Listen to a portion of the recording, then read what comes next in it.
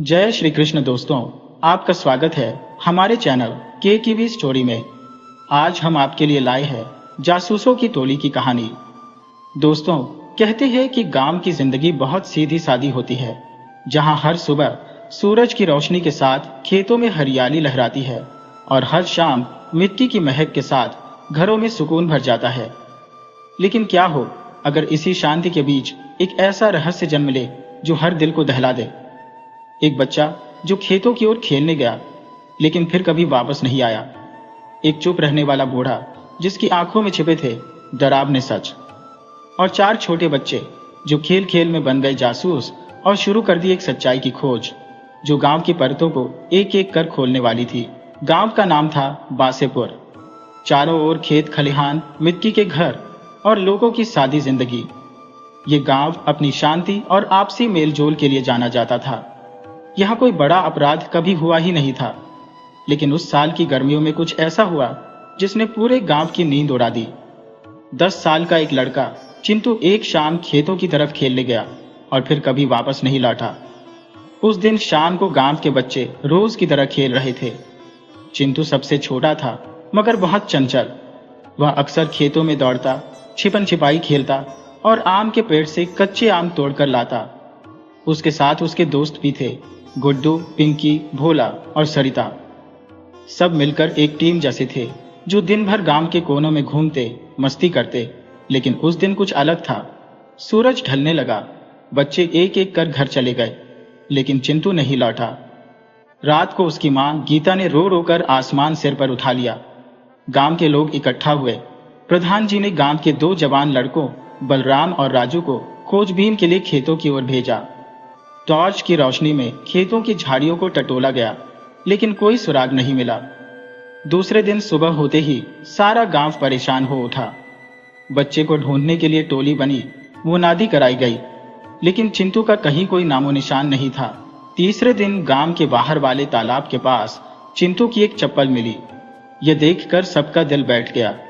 लेकिन चौथे दिन कुछ ऐसा हुआ जिसने गांव के कुछ होशियार बच्चों को सोचने पर मजबूर कर दिया। पिंकी को अपने खाट के नीचे एक कागज का टुकड़ा मिला जिस पर लिखे थे कुछ अजीब शब्द। अगर सच जानना है तो खेत के बीच वाले पेड़ के पास खुदाई करो। पिंकी डर गई, लेकिन उसने ये बात अपने दोस्तों गुड्डू, भोला और सरिता को बताई।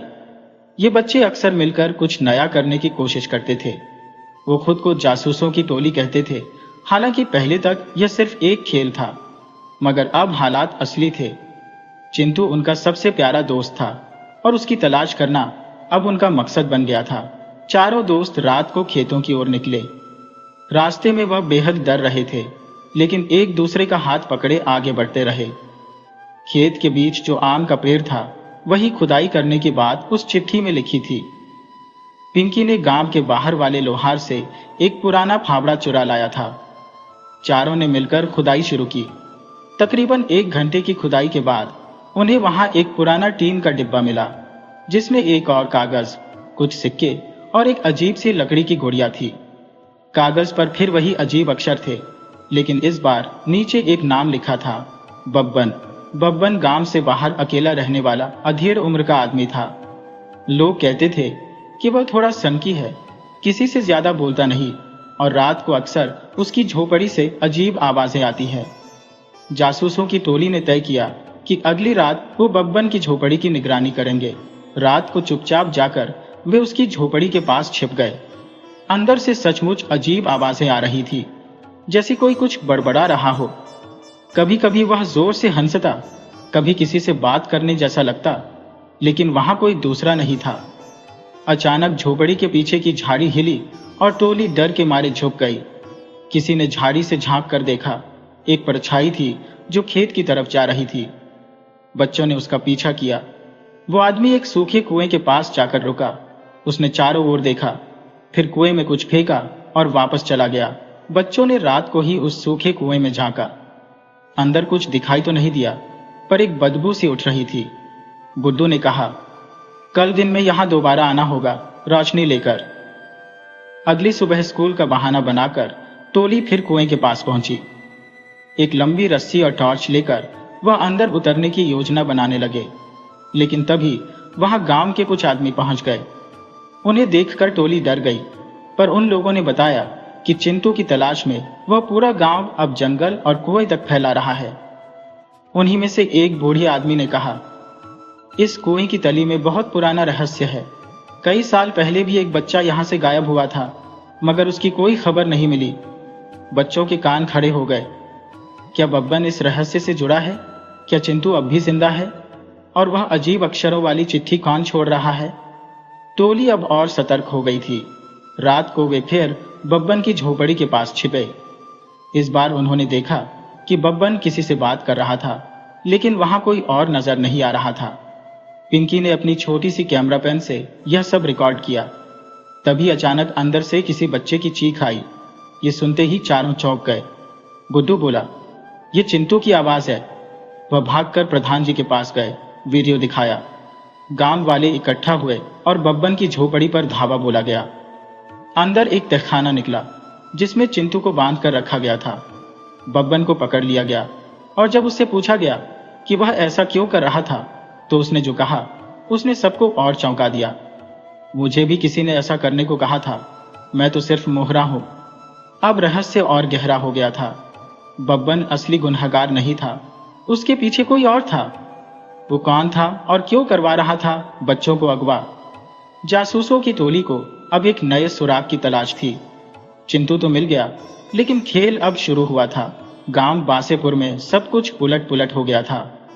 चिंटू के मिलने से गांव वालों ने थोड़ी राहत की सांस जरूर ली थी, लेकिन बब्बन की गिरफ्तारी के बाद जो बातें सामने आई उसने सबको झकझोर कर रख दिया था। बब्बन ने कबूल किया था कि वह किसी के इशारे पर काम कर रहा था, लेकिन उस किसी का नाम बताने से पहले ही उसकी हालत बिगड़ गई। गांव के वैद्य को बुलाया गया, पर जब तक वो पहुंचते बब्बन बेहोश हो चुका था। लोग कहने लगे कि शायद उस पर किसी आत्मा का साया है या फिर किसी ने उसके मुंह पर ताला लगा दिया है। जासूसों की टोली गुड्डू, पिंकी, सरिता और भोला अब पहले से ज्यादा चौकन्ने हो गए थे। उन्हें एहसास हो गया था कि मामला बब्बन तक सीमित नहीं है, कहीं कोई और है जो असली साजिश रच रहा है और जिसने बब्बन को बस मोहरा बनाया। लेकिन वह कौन था और क्यों बच्चों को निशाना बना रहा था? चिंटू अब वापस घर आ गया था, लेकिन वो लगातार डरा हुआ रहता। रात को चीख कर उठ जाता और किसी बूढ़ी की परछाई की बातें करता। उसकी आंखों में डर अब भी ताजा था। पिंकी ने धीरे धीरे उससे बात की और धीरे धीरे चिंटू ने जो बताया उसने टोली को चौंका दिया। चिंटू ने कहा कि बब्बन उसे अपनी झोपड़ी के नीचे बने तहखाने में ले गया था। वहां एक दीवार पर बहुत सारी अजीब आकृतियां बनी थी, जैसे कोई तांत्रिक चित्र। एक पुरानी संदूक थी जिसमें कई काले कपड़े, लकड़ी के अजीब खिलौने और एक भारी सा लाल पत्थर रखा था। बब्बन रोज उस पत्थर को उठाता, कुछ बोलता और फिर दीवार के पास बैठकर देर तक आंखें मूंदे बैठा रहता। चिंटू ने यह भी कहा कि बब्बन कभी कभी किसी और आदमी से मिलने जाता था जो एक पीपल के पेड़ के पास आता था। उसका चेहरा उसने नहीं देखा, लेकिन उसकी आवाज बहुत भारी और डरावनी थी। वह आदमी बब्बन को कुछ चीजें देता था, कागज, राख और कुछ चुटकी भर मटमैली धूल। टोली को यकीन हो गया कि बब्बन सिर्फ जरिया था, असली गुनहगार अब भी खुले में घूम रहा है। वे फिर से योजना बनाने लगे। इस बार उन्होंने तहखाने की जांच करने का सोचा। रात को वे चुपचाप बब्बन की झोपड़ी में घुसे। तहखाना अब भी वैसा ही था, अंधेरा, सड़ी गली सी गंध और वही अजीब चित्र। संदूक अब खाली थी, लेकिन दीवार पर एक नया चिन्ह बना हुआ था, 3 उल्टे त्रिकोण और बीच में एक आंख। पिंकी ने वह चिन्ह अपनी डायरी में बना लिया। लौटते वक्त रास्ते में भोला को एक पुराना लिफाफा मिला जो शायद तहखाने के कोने से गिरा था। उसमें एक कागज था जिसमें लिखा था, 3 बार चंद्रमा के नीचे मिलने आना होगा, वरना बलिदान अधूरा रहेगा। टोली को समझ नहीं आ रहा था कि यह किसके लिए था, पर यह साफ था कि कोई तांत्रिक क्रिया चल रही है। अब उन्हें उस आदमी को खोजना था जो बब्बन से मिल रहा था। उन्होंने गांव के उस पुराने पीपल के पेड़ पर नजर रखनी शुरू कर दी जहां चिंटू के मुताबिक बब्बन जाया करता था। 3 रातें बीती, कुछ नहीं हुआ, लेकिन चौथी रात अमावस्या थी। काले बादलों से ढका आकाश, सन्नाटा और रह रहकर उठती सियारों की आवाज। टोली अपने छिपने के स्थान पर तैयार थी। तभी आधी रात को एक परछाई उस पीपल की ओर बढ़ी। लंबा कद, सिर पर साफा और हाथ में एक झोला। वो आदमी पेड़ के नीचे बैठा और जमीन पर कुछ चूर्ण छिड़का। फिर उसने एक दिया जलाया और बड़बड़ाने लगा। बच्चे दूर से देख रहे थे, पर सरिता का पैर अचानक एक सूखी टहनी पर पड़ गया और वह चटक गई। आदमी चौकन्ना हो गया। उसने तुरंत दिया बुझाया, झोला उठाया और जंगल की ओर भागा। टोली भी उसके पीछे दौड़ी, लेकिन जंगल में जाकर वह आदमी ऐसे गायब हो गया जैसे कभी था ही नहीं। वहां बस एक चीज मिली, एक लकड़ी की पगड़ी जिसमें एक चिट्ठी छिपी थी। उस चिट्ठी में लिखा था, अगर तुमने अगली बार रोकने की कोशिश की तो अगला बच्चा जिंदा नहीं मिलेगा। अब मामला गंभीर हो गया था। टोली ने तय किया कि वे इस बार गांव के समझदार बुजुर्गों की मदद लेंगे, पर पूरी कहानी नहीं बताएंगे। बस इतना कहेंगे कि कुछ गड़बड़ है और बब्बन अकेला दोषी नहीं।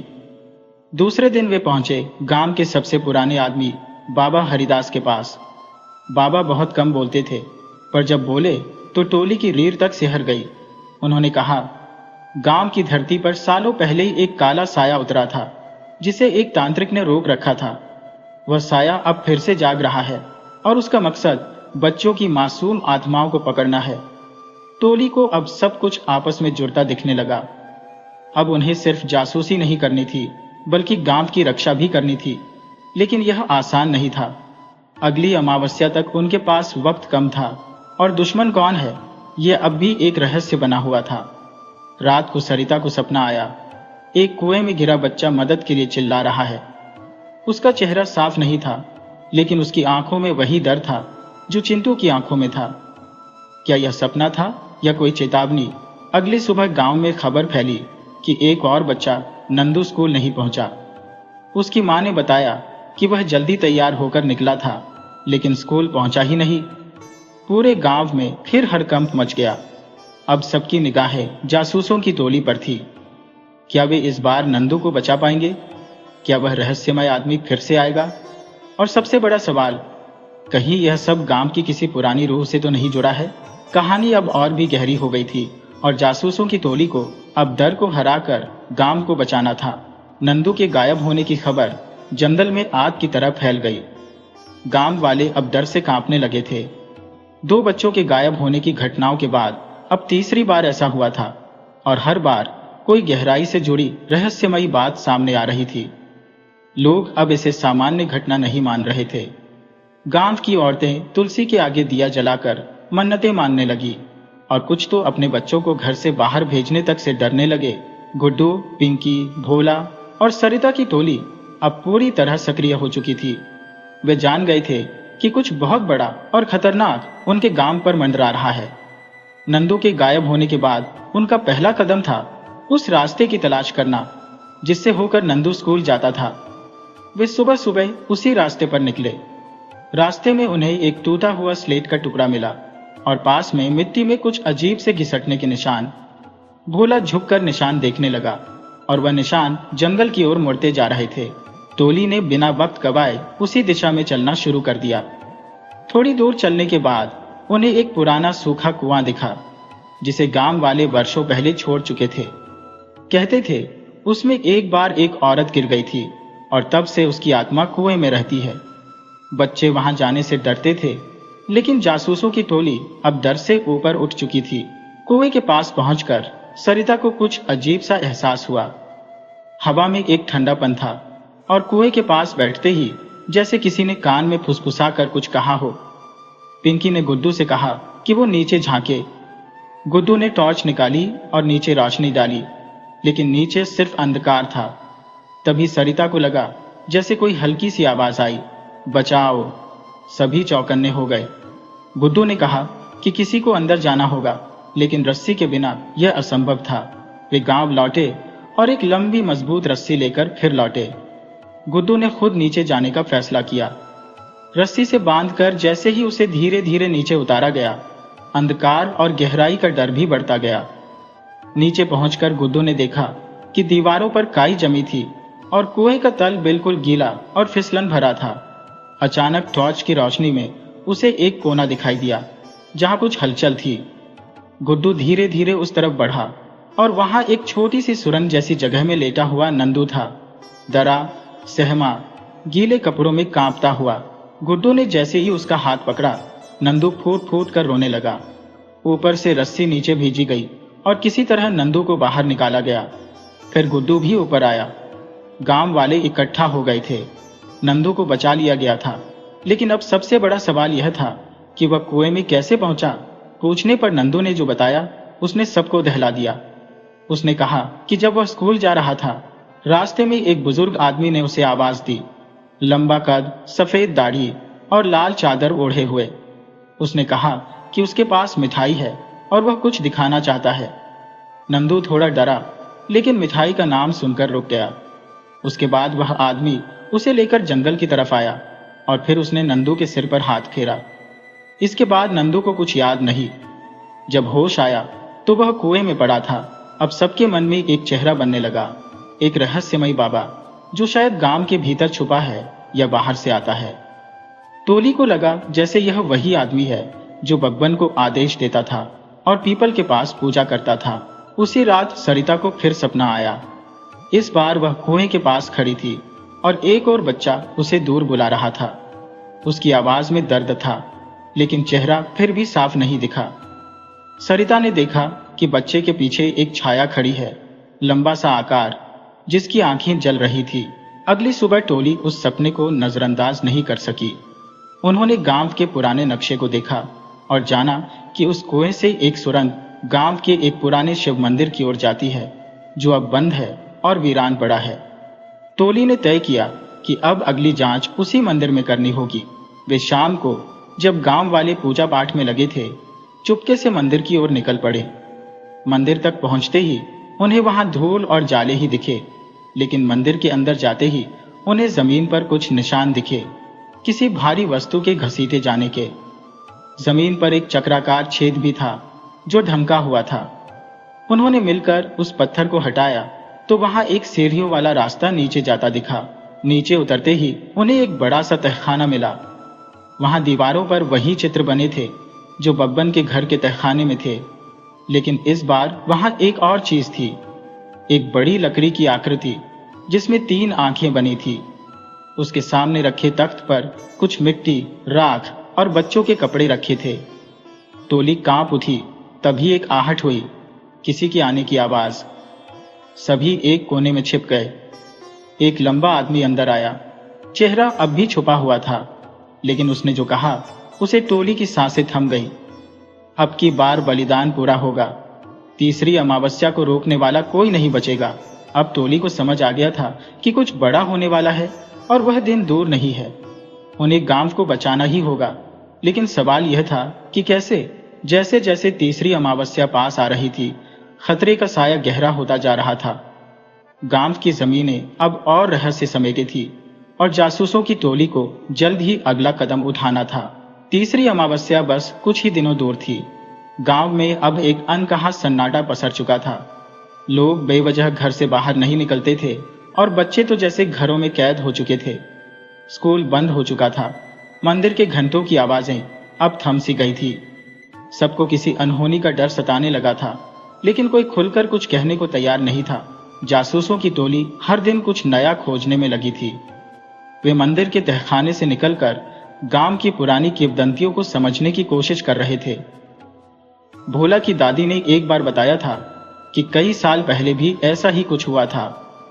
3 बच्चों के गायब होने की खबर आई थी और फिर अचानक सब शांत हो गया था। लेकिन उस अमावस्या की रात को गांव का सबसे पुराना बरगद खुद जल गया था। गुड्डू, पिंकी, भोला और सरिता ने तय कर लिया था कि अब किसी भी हालत में तीसरी अमावस्या को किसी बच्चे को गायब नहीं होने देंगे। गुड्डू ने गांव के बाहर की चट्टानों पर नजर रखनी शुरू की। पिंकी हर दिन कुएं और मंदिर के बीच के रास्ते की जांच करती और भोला गांव के लोगों से बात कर पुराने रहस्यों की परतें खोलने में लगा था। एक दिन सरिता को मंदिर के पीछे की एक झाड़ी में कुछ अजीब सा चमकता हुआ दिखाई दिया। जब वह वहां पहुंची तो उसे एक छोटी सी पोटली मिली, जिसमें राख, काले धागे और एक तांबे की प्लेट पर कुछ अजीब संकेत खोदे हुए थे। वो पोटली काफी पुरानी थी, लेकिन उसमें एक ताजा कागज रखा था जिस पर लिखा था, तीसरी अमावस्या को सबको समर्पित कर दो, वरना सब खत्म। सरिता घबरा गई। टोली ने तय किया कि अब उन्हें किसी बड़े की मदद लेनी चाहिए। वे सीधे गए गांव के बुजुर्ग हरदीन बाबा के पास, जो अब ज्यादातर समय चुपचाप तुलसी के चौरे के पास बैठते थे। जब उन्होंने सारी बातें सुनी तो बहुत देर तक चुप रहे, फिर बोले, बच्चों, यह खेल नया नहीं है। हर 30 साल में गांव पर यह संकट आता है। एक बाबा आता है, लोगों को मोह में फंसाता है और फिर 3 बलिदानों के बाद वह अपने बल को फिर से जागृत करता है। लेकिन इस बार तुम लोग बीच में आ गए हो, अब यह बाबा और खतरनाक हो जाएगा। हरदीन बाबा ने बताया कि यह बाबा कोई इंसान नहीं है, बल्कि एक आत्मा है जो शरीर बदल कर आता है। कभी गांव का पुजारी बन जाता है, कभी साधु और कभी भिखारी, और तीसरी अमावस्या को वह हमेशा एक बड़ा अनुष्ठान करता है जिससे वह शक्ति पाता है। पिछली बार एक औरत ने उसकी साधना को तोड़ा था, इसलिए वह दोबारा जागा नहीं, लेकिन इस बार वह पूरी तैयारी के साथ आया है। गुड्डू ने पूछा कि क्या इसे रोका जा सकता है? हरदीन बाबा ने कहा, हाँ, लेकिन इसके लिए उस रात अनुष्ठान स्थल पर जाना होगा और उससे पहले उस बाबा की असली पहचान जाननी होगी। उसे केवल उसके असली नाम से हराया जा सकता है और वह नाम आज तक कोई नहीं जान पाया। टोली अब फिर से मंदिर के तहखाने में गई। वहां इस बार उन्होंने दीवारों पर बनी आकृतियों को ध्यान से देखा। कुछ चित्रों में एक चेहरा बार बार दिखाई दे रहा था, 3 आंखों वाला, लहराते बाल और एक त्रिशूल जैसा चिन्ह। तभी सरिता की नजर एक कोने में उकेरे एक छोटे शिलालेख पर गई, जिस पर लिखा था, जिस दिन 3 आंखों वाला बोलेगा वही उसकी हार का दिन होगा। अब सबको समझ आ गया कि उन्हें उस बाबा से बात करवानी होगी, उसका नाम खुद उसकी जुबान से निकलवाना होगा। लेकिन यह करना बहुत खतरनाक था। अमावस्या से एक रात पहले टोली ने मंदिर के चारों ओर गोले में नमक, हनुमान चालीसा और नींबू मिर्च बांध दिए। गांव वालों को किसी बहाने से पंचायत भवन में इकट्ठा किया गया ताकि कोई बच्चा अकेला ना हो। रात गहराती गई और तभी मंदिर से तेज रोशनी और मंदराते स्वर सुनाई देने लगे। टोली एक खिड़की से झांक रही थी। वह बाबा लाल चोला पहने, आंखें बंद किए, कुछ अजीब भाषा में बोल रहा था।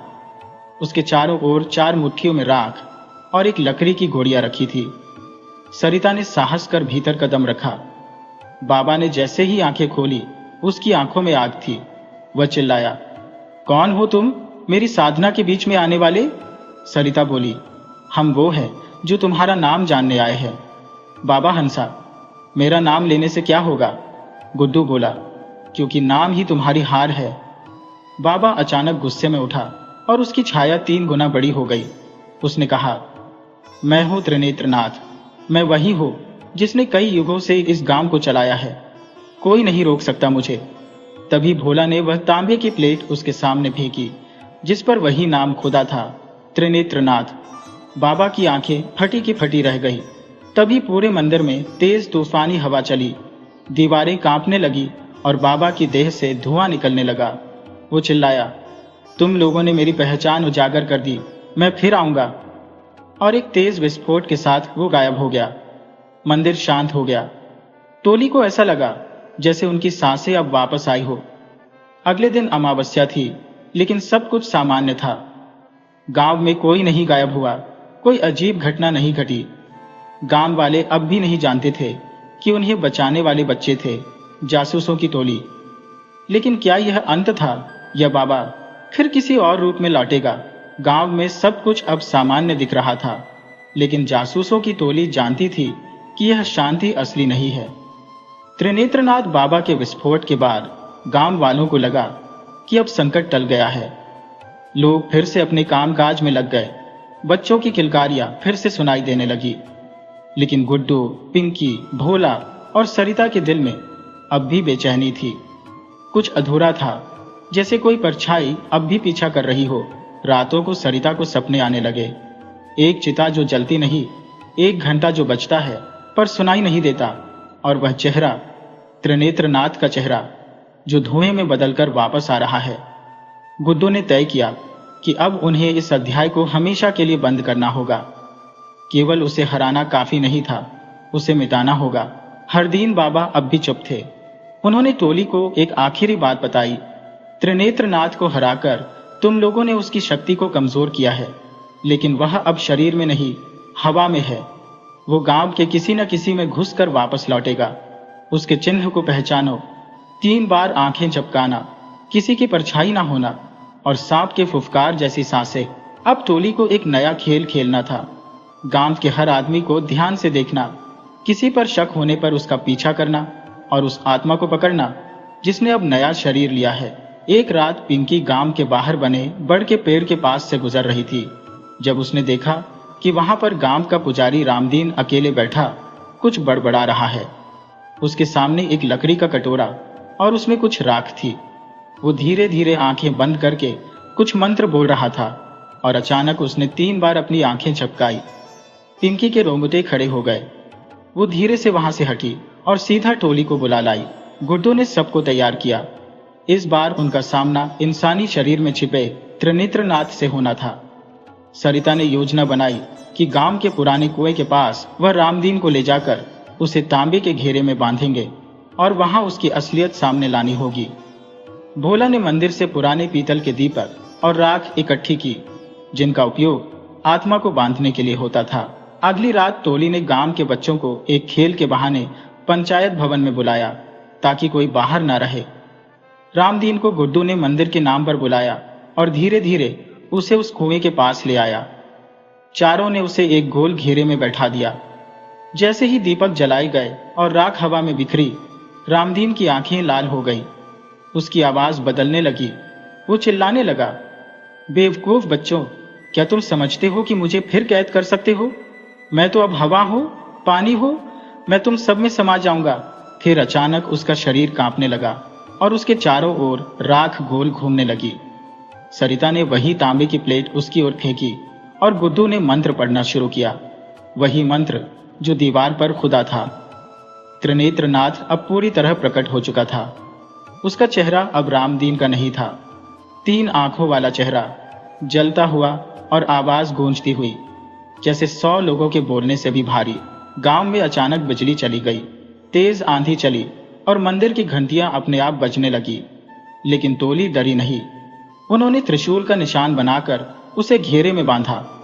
सरिता ने तांबे की प्लेट को रामदीन के सीने पर रखा और मंत्र का आखिरी भाग पढ़ा। त्रिनेत्रनाथ, तेरे नाम से तुझे नाश मिलता है। तू जहां से आया था वहीं लौट जा। धूल, राख और अंधकार में एक धमाके के साथ रोशनी फैली और रामदीन का शरीर जमीन पर गिर गया। वो बेहोश था। हवा शांत हो गई, मंदिर की घंटियां रुक गई और दीपक अपने आप बुझ गए। कुछ पल के लिए ऐसा लगा जैसे समय रुक गया हो। फिर धीरे धीरे सुबह की पहली किरण ने गांव पर दस्तक दी।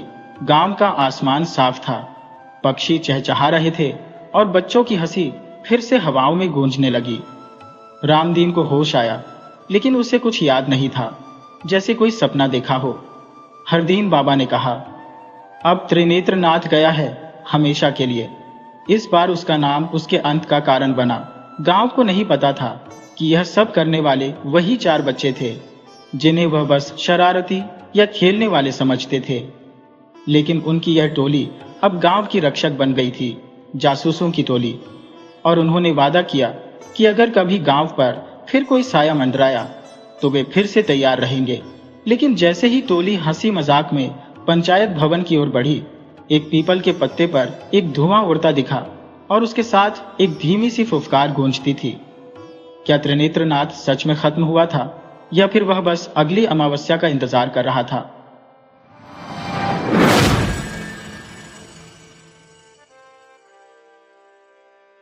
एक समय की बात है, किसी गांव में एक भिखारी रहता था। खाने की तलाश में वह हर दिन जंगल पार करके किसी न किसी के घर भिक्षा मांगने जाता था।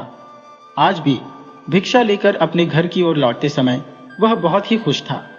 भिखारी ने बहुत ही पुराने कपड़े और जूते पहने हुए थे, लेकिन फिर भी वह खुशी से गुनगुनाते हुए जंगल के रास्ते से अपने घर लौट रहा था।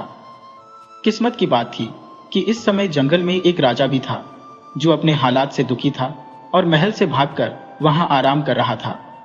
तभी राजा की नजर भिखारी पर पड़ी। भिखारी को इतना खुश देखकर राजा सोचने लगा कि इस इंसान के पास कुछ भी नहीं है। इतने पुराने कपड़े और पैरों में फटे जूते होने के बावजूद भी यह कितना खुश है। और एक मैं हूं जो दिन रात अपनी प्रजा और परिवार वालों की सेवा करता हूँ, लेकिन इसके बाद भी वे लोग खुश नहीं होते। उन सभी को सिर्फ मेरी राजगद्दी चाहिए और इसके लिए वे मुझे मरवाने का षड्यंत्र भी रच रहे हैं। असल बात यह थी कि राजा ने एक दिन अपने महल में कुछ पहरेदारों को बात करते हुए सुन लिया था। वे आपस में कह रहे थे कि जैसे ही यह राजा मर जाएगा, उनकी आंखों का कांटा साफ हो जाएगा। राजा की पत्नी भी बहुत पहले ही उसे छोड़कर जा चुकी थी और राजा को कोई पुत्र भी नहीं था, जिससे उसका कोई उत्तराधिकारी भी नहीं था।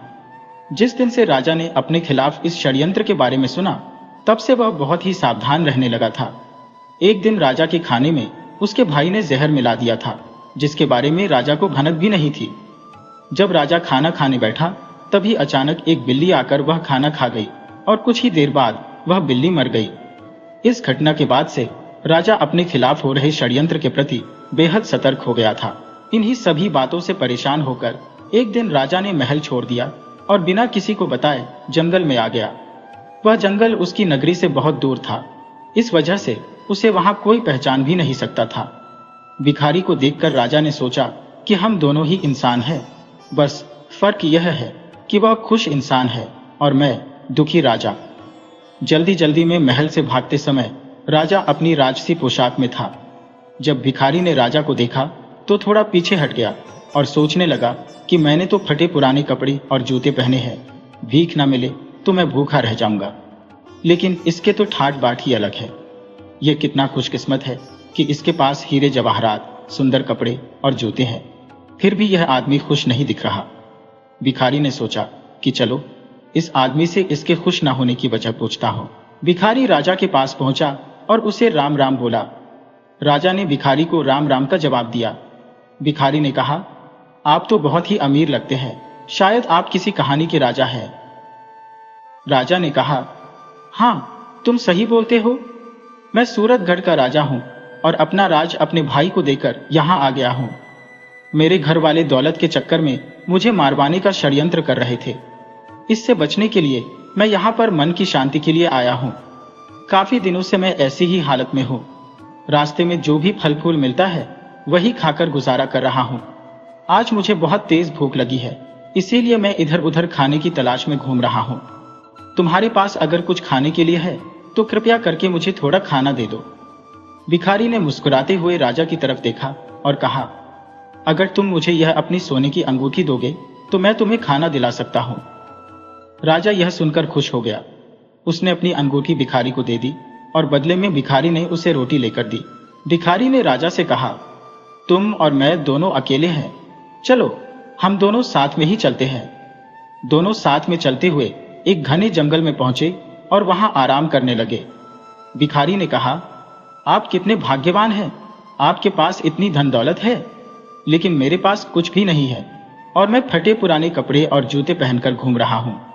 आपकी अंगूठी से मेरी बहुत सी समस्याएं दूर हो जाएंगी। फिर राजा ने कहा, मैं भी तुम्हारी ही तरह कुछ सोच रहा था।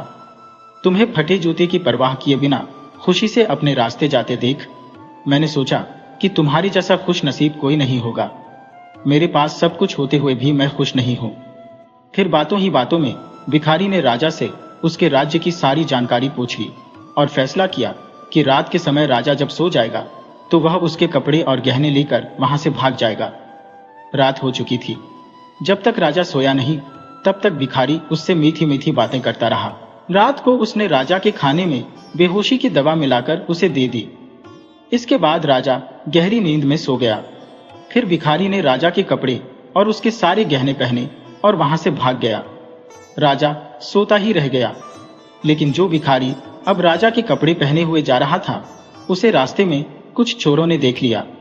उन्होंने समझा कि यह कोई राजा है और उसे पकड़ लिया। उन्होंने उससे पूछा, तुम कहां के राजा हो? अगर नहीं बताओगे तो तुम्हें मारकर फेंक दिया जाएगा। भिखारी ने चोरों से कहा, मैं राजा नहीं हूं। मैंने अपनी लालच की वजह से एक राजा के सारे कपड़े और गहने चोरी कर लिए थे।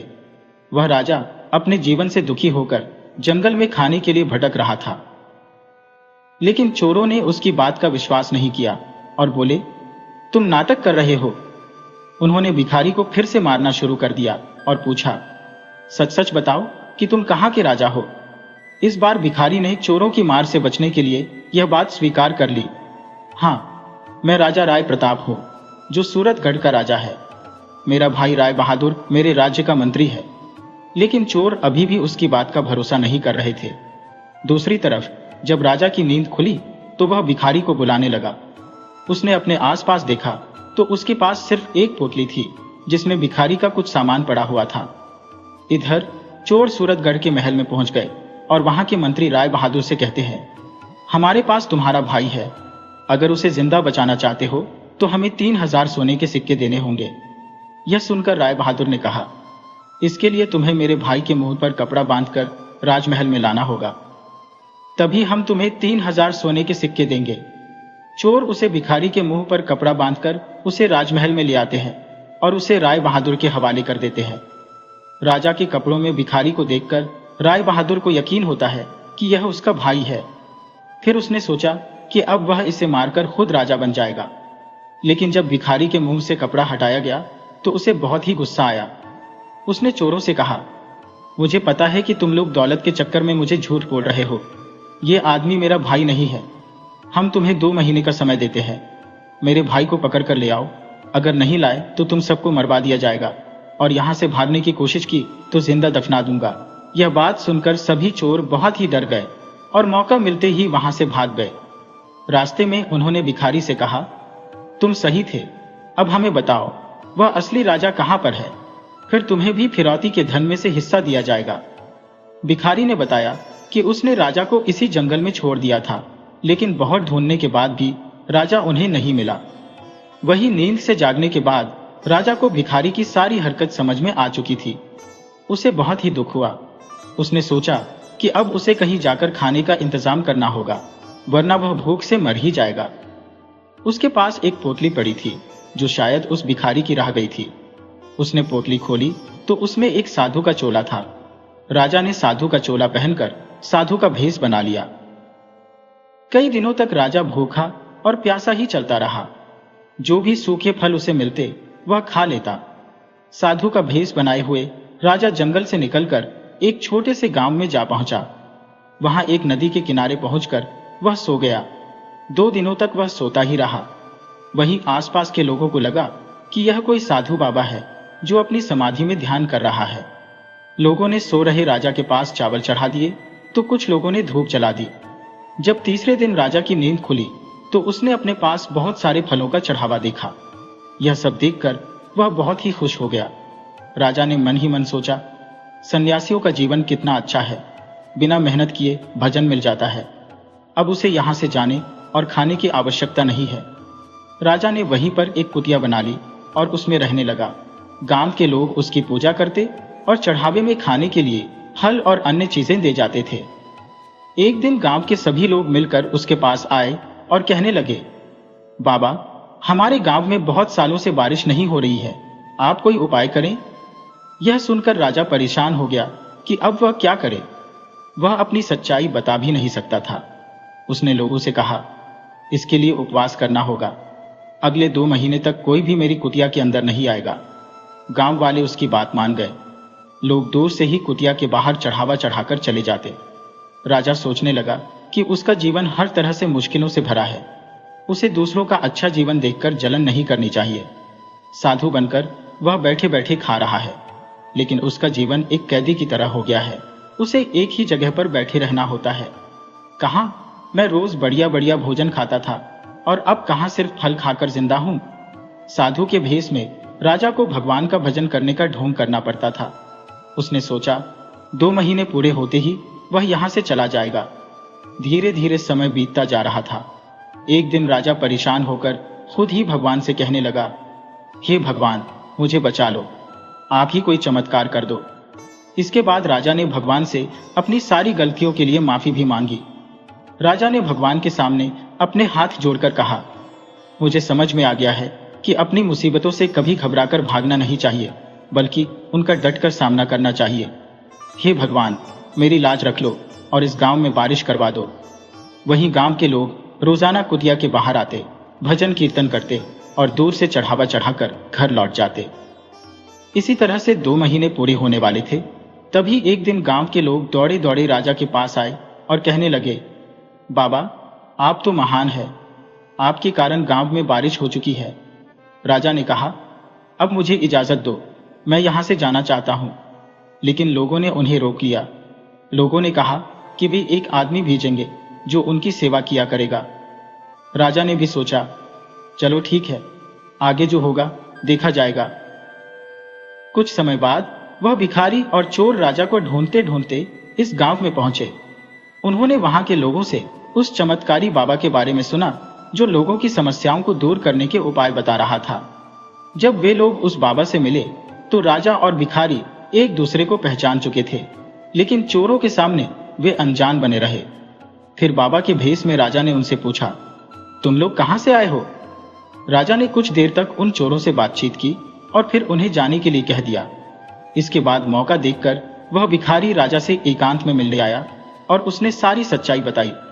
मैंने लालच में आकर आपके सारे कपड़े और जेवर पहन लिए थे, लेकिन उन्हें पहनते ही ये चोर मेरे पीछे पड़ गए। चोरों ने मुझे पकड़ लिया और पूछताछ करने लगे कि तुम कौन हो, कहां से हो? तो मैंने खुद को आपके बारे में बताते हुए आपके राज्य की सारी जानकारी दे दी।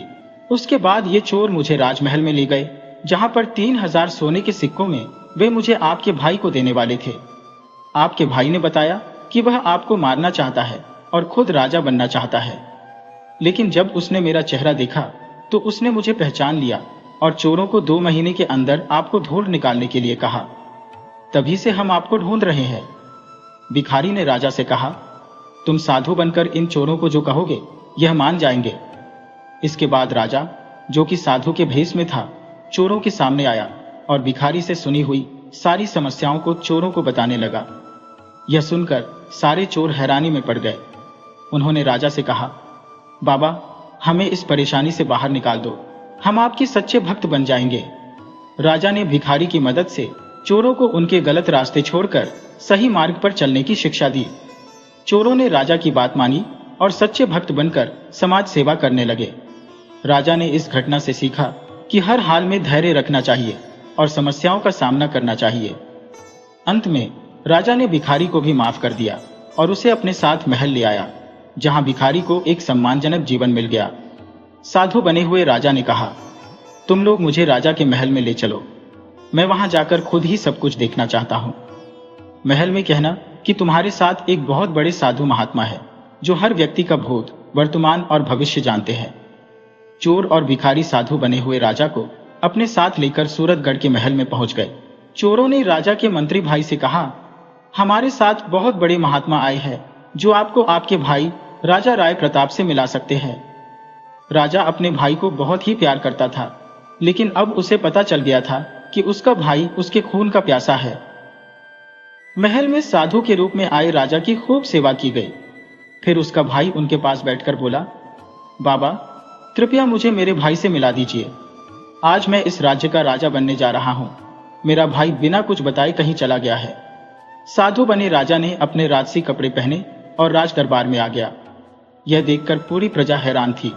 सभी लोग राजा को वापस आया देखकर उसकी जय जयकार करने लगे। लोगों ने राजा से पूछा, आप इतने दिनों तक कहां पर थे? वहीं राजा का भाई यह सब देखकर हैरान था। वह लोगों से कहने लगा, यह मेरा राजा भाई नहीं है, बल्कि यह तो एक साधु है जिसने मुझे अपने भाई से मिलवाने का वादा किया था। राजा ने भी सभी लोगों को समझाते हुए कहा, मैं थोड़ी देर में अपने असली रूप में आऊंगा। इसके बाद सभी लोग राजा के भाई का राज्याभिषेक करने लगे। राज्याभिषेक के बाद जैसे ही राजा का भाई राजा की गाड़ी पर बैठने लगा, वैसे ही साधु बने हुए राजा ने कहा, मैं खुद अपने भाई को राजा बनाना चाहता था, लेकिन एक दिन मैंने महल के लोगों को मेरे खिलाफ साजिश करते हुए सुना। मुझे कभी भी यह पता नहीं चल सका कि इन सब के पीछे मेरे ही अपने भाई का हाथ है। अगर मेरा भाई मुझे अपने आप राजा बनने की बात कहता तो मैं खुशी खुशी उसे राजा बना देता, लेकिन इसने मुझे जहर देकर मारने का प्रयास किया, परंतु भगवान की कृपा से मेरा कुछ नहीं बिगड़ा। यह सुनकर राजा का भाई राय बहादुर बोलने लगा, यह साधु कुछ भी अनाप शनाप बोले जा रहा है, यह हमें ठगने का प्रयास कर रहा है। उसने राजा को धमकी देते हुए कहा, तुम यहां से दफा हो जाओ, वरना तुम्हें धक्के मारकर महल से बाहर निकाल दिया जाएगा। राजा का एक वफादार सेवक था जो राजा की बातें सुनकर रोते हुए बोला, हाँ, मैंने आपको पहचान लिया। आप ही हमारे असली राजा हैं। मुझे क्षमा कर दें, मैंने ही आपके खाने में जहर मिलाया था। इसके बदले में मुझे आपके भाई ने 1000 सोने के सिक्के देने का वादा किया था। आप मुझे माफ कर दो, मैं आपका असली गुनहगार हूँ। इसके लिए आप मुझे जो भी सजा देंगे मैं तैयार हूँ। अब राजा के जीवन की सारी सच्चाई पूरी प्रजा को पता चल चुकी थी। सभी लोग राजा के भाई को घृणा की दृष्टि से देख रहे थे। राजा ने अपने महल के मंत्रियों को आदेश दिया कि वह महल से अपने भाई को बेदखल कर रहा है। उसे आज ही 1 साल के लिए यह राज्य छोड़कर जाना होगा।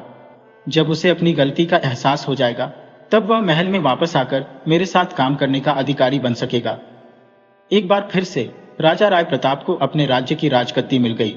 वह फिर से अपनी प्रजा की सेवा करने में लग गया। राजा ने भिखारी को अपने महल का मंत्री बना लिया और चोरों को महल में माली का काम करने के लिए दे दिया। 1 साल बीतने के बाद राजा का भाई भी महल में वापस आ गया। उसे अपनी गलती का एहसास हो गया था। महल वापस आकर उसने अपने भाई से माफी मांगी और पूरे कर्तव्य से अपना काम करने का वचन दिया। राजा ने फिर से उसे महल में उसका स्थान दे दिया। इसके बाद राजा पूरी ईमानदारी और सत्यनिष्ठा से अपना राजपाट चलाने लगा।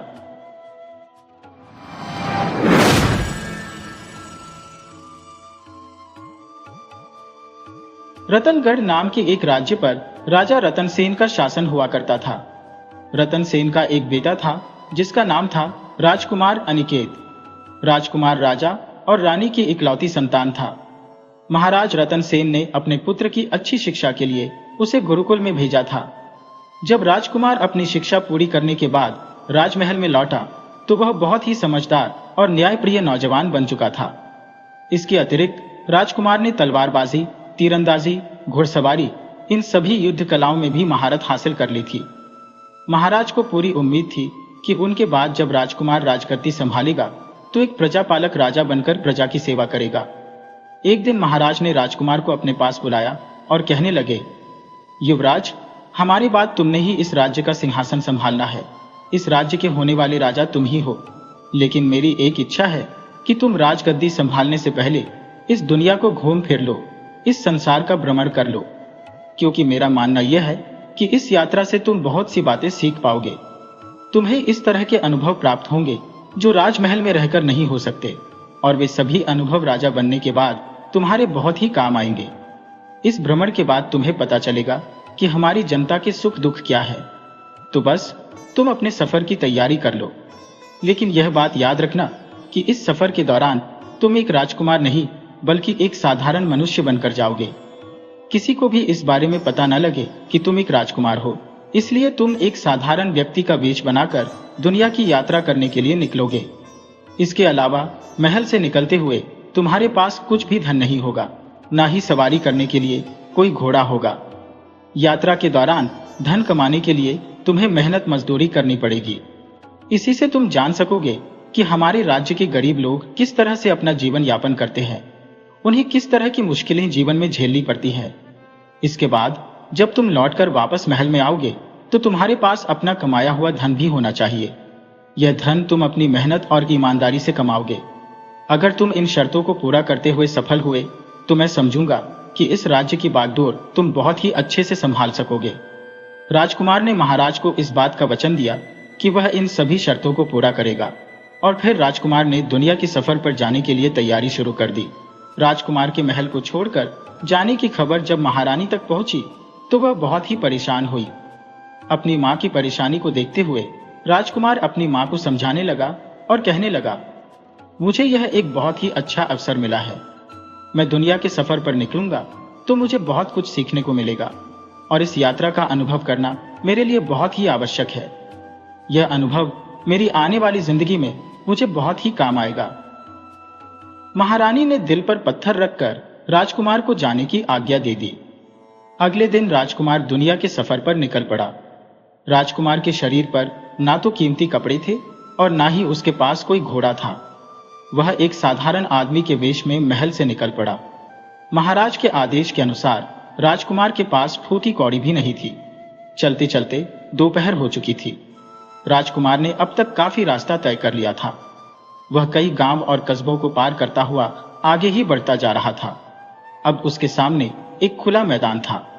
मौसम बहुत ही सुहावना हो रहा था। आसमान पर हल्के हल्के बादल छाए हुए थे। राजकुमार को अब भूख लगने लगी थी। चलता चलता राजकुमार एक जंगल में जा पहुंचा। जंगल में फलों के बहुत से पेड़ थे। राजकुमार ने पेड़ों से फल तोड़े और उन्हें खाकर अपनी भूख शांत की। जंगल में कई ऐसी झाड़ियां थी जिन पर बेर लगे हुए थे। उनमें से कुछ बेर तोड़कर राजकुमार ने अपनी जेब में रख लिए, यह सोचकर कि कहीं उसे दोबारा भूख लगेगी तो यह बेर खाकर अपनी भूख शांत कर लेगा। नजदीक ही एक नदी बह रही थी। राजकुमार ने नदी से पानी पिया और फिर वापस अपने सफर पर आगे बढ़ने लगा। राजकुमार सोच रहा था कि वह किसी गांव तक पहुंच जाए। उसके बाद वह आगे विचार करेगा कि उसे क्या करना है। ईश्वर का नाम लेकर वह आगे की तरफ बढ़ने लगा। उसे चलते चलते काफी देर हो चुकी थी। राजकुमार को अब थकावट भी महसूस होने लगी थी, लेकिन फिर भी वह बिना रुके चलता ही जा रहा था। कुछ देर के बाद उसे नजदीक ही कुछ घर दिखाई देने लगे। उसकी नजरों के सामने छोटे छोटे घर नजर आ रहे थे। राजकुमार खुश हुआ और वह तेज गति से उस ओर बढ़ने लगा। गांव तक पहुंचने में राजकुमार को ज्यादा देर नहीं लगी। जैसे ही वह गांव में दाखिल हुआ, एक आदमी उसकी तरफ आया और कहने लगा, भाई, तुम कोई अनजान आदमी मालूम होते हो। तुम्हें यहां पर पहले कभी भी नहीं देखा। क्या तुम किसी काम की तलाश में हो? राजकुमार कहने लगा, जी श्रीमान, आपने बिल्कुल ठीक कहा। मैं कोई काम करना चाहता हूं ताकि मैं कुछ धन कमाकर अपने आगे के सफर पर बढ़ सकूं। राजकुमार की बात सुनकर वह आदमी बहुत ही खुश हुआ। वह राजकुमार को अपने घर पर ले आया। उस आदमी के घर में उसकी पत्नी, एक बेटा और बेटी थी। उसे देखकर आदमी का परिवार भी बहुत ही खुश हुआ। जंगल पार करते समय राजकुमार ने जो बेर अपने पास रख लिए थे, वो बेर उसने बच्चों को दे दिए। बेर पाकर दोनों बच्चे बहुत ही खुश हुए। थोड़ी ही देर में उस आदमी की पत्नी ने खाना तैयार कर लिया। दोनों को खाना परोसा गया और खाना खाने के बाद वह आदमी राजकुमार से कहने लगा, मेरा नाम भजन लाल है। मैंने कुछ दिन पहले ही गांव में एक बहुत बड़ा जमीन का टुकड़ा खरीदा है। मैं उस जमीन पर खेती बाड़ी शुरू करना चाहता हूं, मगर जमीन का वह टुकड़ा बहुत ही ऊंचा नीचा है। मैं उसको समतल नहीं कर सकता। इस काम को तुम करोगे और जब वह जमीन समतल हो जाएगी और उसमें बीज बो दिए जाएंगे, तब तुम्हारी छुट्टी हो जाएगी। तुम्हारी इस मेहनत के बदले मैं तुम्हें इतना धन अवश्य दूंगा कि तुम अपने आगे की यात्रा कर सकोगे। राजकुमार ने इस काम को करने की हामी भर दी। अगले दिन राजकुमार भजनलाल के साथ उसकी जमीन पर जा पहुंचा। जमीन का वह टुकड़ा सचमुच ही बहुत ऊंचा नीचा था। राजकुमार ने अपनी कुदाल संभाली और काम शुरू कर दिया। भजनलाल को कोई दूसरा काम याद आ गया, इसलिए वह अपने घर वापस चला गया। जमीन की खुदाई के दौरान राजकुमार की कुदाल किसी धातु की वस्तु से टकराई और एक टन की आवाज हुई। राजकुमार ने वहां की मिट्टी अपने हाथों से हटाई। उसे एक पीतल की हांडी नजर आई। जब राजकुमार ने हांडी बाहर निकाली तो देखा उसमें चमचमाती हुई अशर्फियां मौजूद थी। इन अशर्फियों को देखकर वह बहुत हैरान हुआ। राजकुमार ने हांडी को फिर से मिट्टी में ढक दिया और वापस अपने काम में जुट गया। दोपहर होते होते उसने सारी जमीन को समतल कर दिया था। साथ ही उसने बीज बोने के लिए खेत में क्यारियां भी बना दी थी। यह काम बहुत कठिन था, लेकिन राजकुमार पूरी मेहनत के साथ लगा रहा। अब राजकुमार को कुछ थकावट भी महसूस होने लगी थी, इसलिए आराम करने के लिए वह एक पेड़ के नीचे बैठ गया। भजनलाल को गए हुए काफी देर हो चुकी थी। जब वह अपने घर से वापस लौटा, तब तक राजकुमार अपना काम खत्म कर चुका था। खेत की जमीन बिल्कुल समतल हो चुकी थी। भजनलाल ने राजकुमार के काम की बहुत तारीफ की। भजनलाल अपने साथ खाना भी लेकर आया था और फिर दोनों ने एक साथ बैठकर खाना खाया। राजकुमार ने अभी तक भजनलाल को अशर्फियों की हांडी के बारे में कुछ नहीं बताया था। दूसरे दिन जब बीज बोने की बारी आई तो राजकुमार ने भजनलाल को वह हांडी दिखाई। यह देखकर भजनलाल बहुत खुश हुआ और कहने लगा, तुम तो बहुत ईमानदार आदमी हो। अगर तुम चाहते तो इस हांडी को चुपके से निकालकर यहां से जा सकते थे। मैं तुम्हारी ईमानदारी से बहुत खुश हूं। इस हांडी में जितनी भी अशर्फियां है, मैं उनमें से आधी अशर्फियां तुम्हें दे दूंगा। लेकिन राजकुमार कहने लगा, श्रीमान, यह हांडी आपके खेत से निकली है, इसलिए यह आपकी ही संपत्ति है। मेरा इस पर कोई अधिकार नहीं है। भजनलाल कहने लगा, नहीं भाई, तुम जो भी कहो, इसमें से आधा हिस्सा तुम्हें ही रखना पड़ेगा। राजकुमार के बहुत मना करने के बावजूद भी भजनलाल नहीं माना। उस हांडी में 1000 सोने की अशर्फियां थी। भजनलाल ने 500 अशर्फियां राजकुमार को दे दी। राजकुमार सोचने लगा कि वह इन अशर्फियों का क्या करेगा। तब राजकुमार को विचार आया कि इसी गांव में फलों के पेड़ों से भरा हुआ एक बगीचा है जिसे उसका मालिक बेचना चाहता है। राजकुमार ने इन अशर्फियों से वह फलों का बगीचा खरीद लिया। गांव में कई लोग ऐसे थे जो अपना जीवन यापन करने के लिए मजदूरी करते थे। राजकुमार ने गांव के कुछ ऐसे ही आदमियों को उस बगीचे की देखभाल करने के लिए रख लिया। इन आदमियों की जिम्मेदारी यह थी कि वे लोग पेड़ों में पानी देते, उनमें खाद डालते और फलों को तोड़कर सुरक्षित रखते। राजकुमार को उस गांव में रहते हुए काफी अरसा बीत चुका था। इस दौरान वह अपने बगीचे की देखभाल भी करता रहा और साथ ही साथ भजनलाल के खेतों की भी देखभाल करता रहा। एक दिन वह भजनलाल से कहने लगा, श्रीमान, अब मुझे अपने सफर पर आगे बढ़ना चाहिए। आपकी बहुत मेहरबानी होगी अगर आप मेरे जाने के बाद मेरे फलों के बाग की निगरानी करें। भजनलाल इस काम के लिए तैयार हो गया। राजकुमार फिर से अपनी यात्रा पर आगे बढ़ने लगा। राजकुमार के पास अब धन की कोई कमी नहीं थी। भजनलाल ने चलते समय उसे अशर्फियों की एक थैली भी दी जो खेतों में काम करने की मजदूरी थी। अब राजकुमार ने एक बहुत अच्छी नस्ल का घोड़ा भी खरीद लिया। इस वजह से अब सफर तय करने में उसे आसानी हो गई थी। अब क्योंकि राजकुमार के पास काफी धन जमा हो चुका था, इसीलिए अब उसे कोई भी काम करने की आवश्यकता नहीं थी। वह जिस भी गांव में जाता वहां पर एक सराय में रुक जाता, लोगों से मिलता और उनकी परेशानियों के बारे में पूछता। इस यात्रा में उसे बहुत मजा आ रहा था। उसे इस बात की जानकारी भी हो गई कि उसके राज्य में रहने वाली गरीब जनता को किस तरह की मुसीबतों का सामना करना पड़ता है। उसने यह निश्चय कर लिया कि जब वह महल में वापस जाएगा तो महाराज से इस बारे में बात करेगा। राजकुमार को महल से निकले हुए काफी समय बीत चुका था। राजकुमार को अब अपने पिताजी महाराज और रानी की याद सताने लगी थी। इस अवधि के दौरान राजकुमार ने पूरे राज्य को घूम लिया था। अब वह वापस चलने का फैसला करता है। जब राजकुमार अपने वापसी के सफर पर निकला तो नगर के कोतवाल की कचहरी के बाहर बहुत से लोगों की भीड़ जमा देखकर वहां पर रुक गया। एक बुढ़िया को घेरकर बहुत से लोग खड़े थे। बुढ़िया जोर जोर से रो रही थी। यह सारा दृश्य देखकर राजकुमार की इच्छा हुई कि वह भी जाने आखिर हुआ क्या है। भीड़ को चीरता हुआ राजकुमार बुढ़िया के पास पहुंचा और पूछने लगा, बुढ़िया माई, आखिर तुम कोतवाल की कचहरी के बाहर बैठकर क्यों रो रही हो? बुढ़िया कहने लगी, बेटा क्या बताऊं, मेरा जवान बेटा जिसका नाम सरजू है, उसे कोतवाल ने कारागार में बंद कर रखा है और वह उसको छुड़ाने के लिए मुझसे 500 अशर्फियों की रिश्वत मांग रहा है। अब तुम ही बताओ, मैं गरीब बुढ़िया इतना पैसा कहां से लेकर आऊं? राजकुमार ने कहा, अम्मा तुम मुझे पूरी बात बताओ, आखिर तुम्हारा बेटा किस अपराध के लिए कारागार में डाला गया है? वह बुढ़िया कहने लगी, बेटा बात यह है कि हमारे गांव में अक्सर लुटेरे आकर लूटपाट किया करते थे। किसी में भी इतनी हिम्मत नहीं थी कि वह उनका विरोध कर सके, लेकिन मेरा बेटा जवान और बहादुर है और वह एक दिन उन लुटेरों का सामना करने के लिए उनसे भिड़ गया।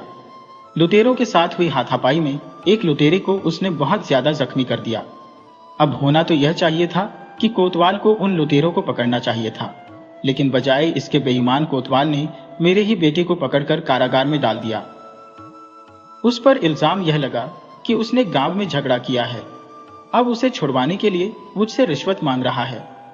बुढ़िया के आसपास जमा लोग उसी गांव के थे। उन्होंने भी बुढ़िया की बात को सच बताया।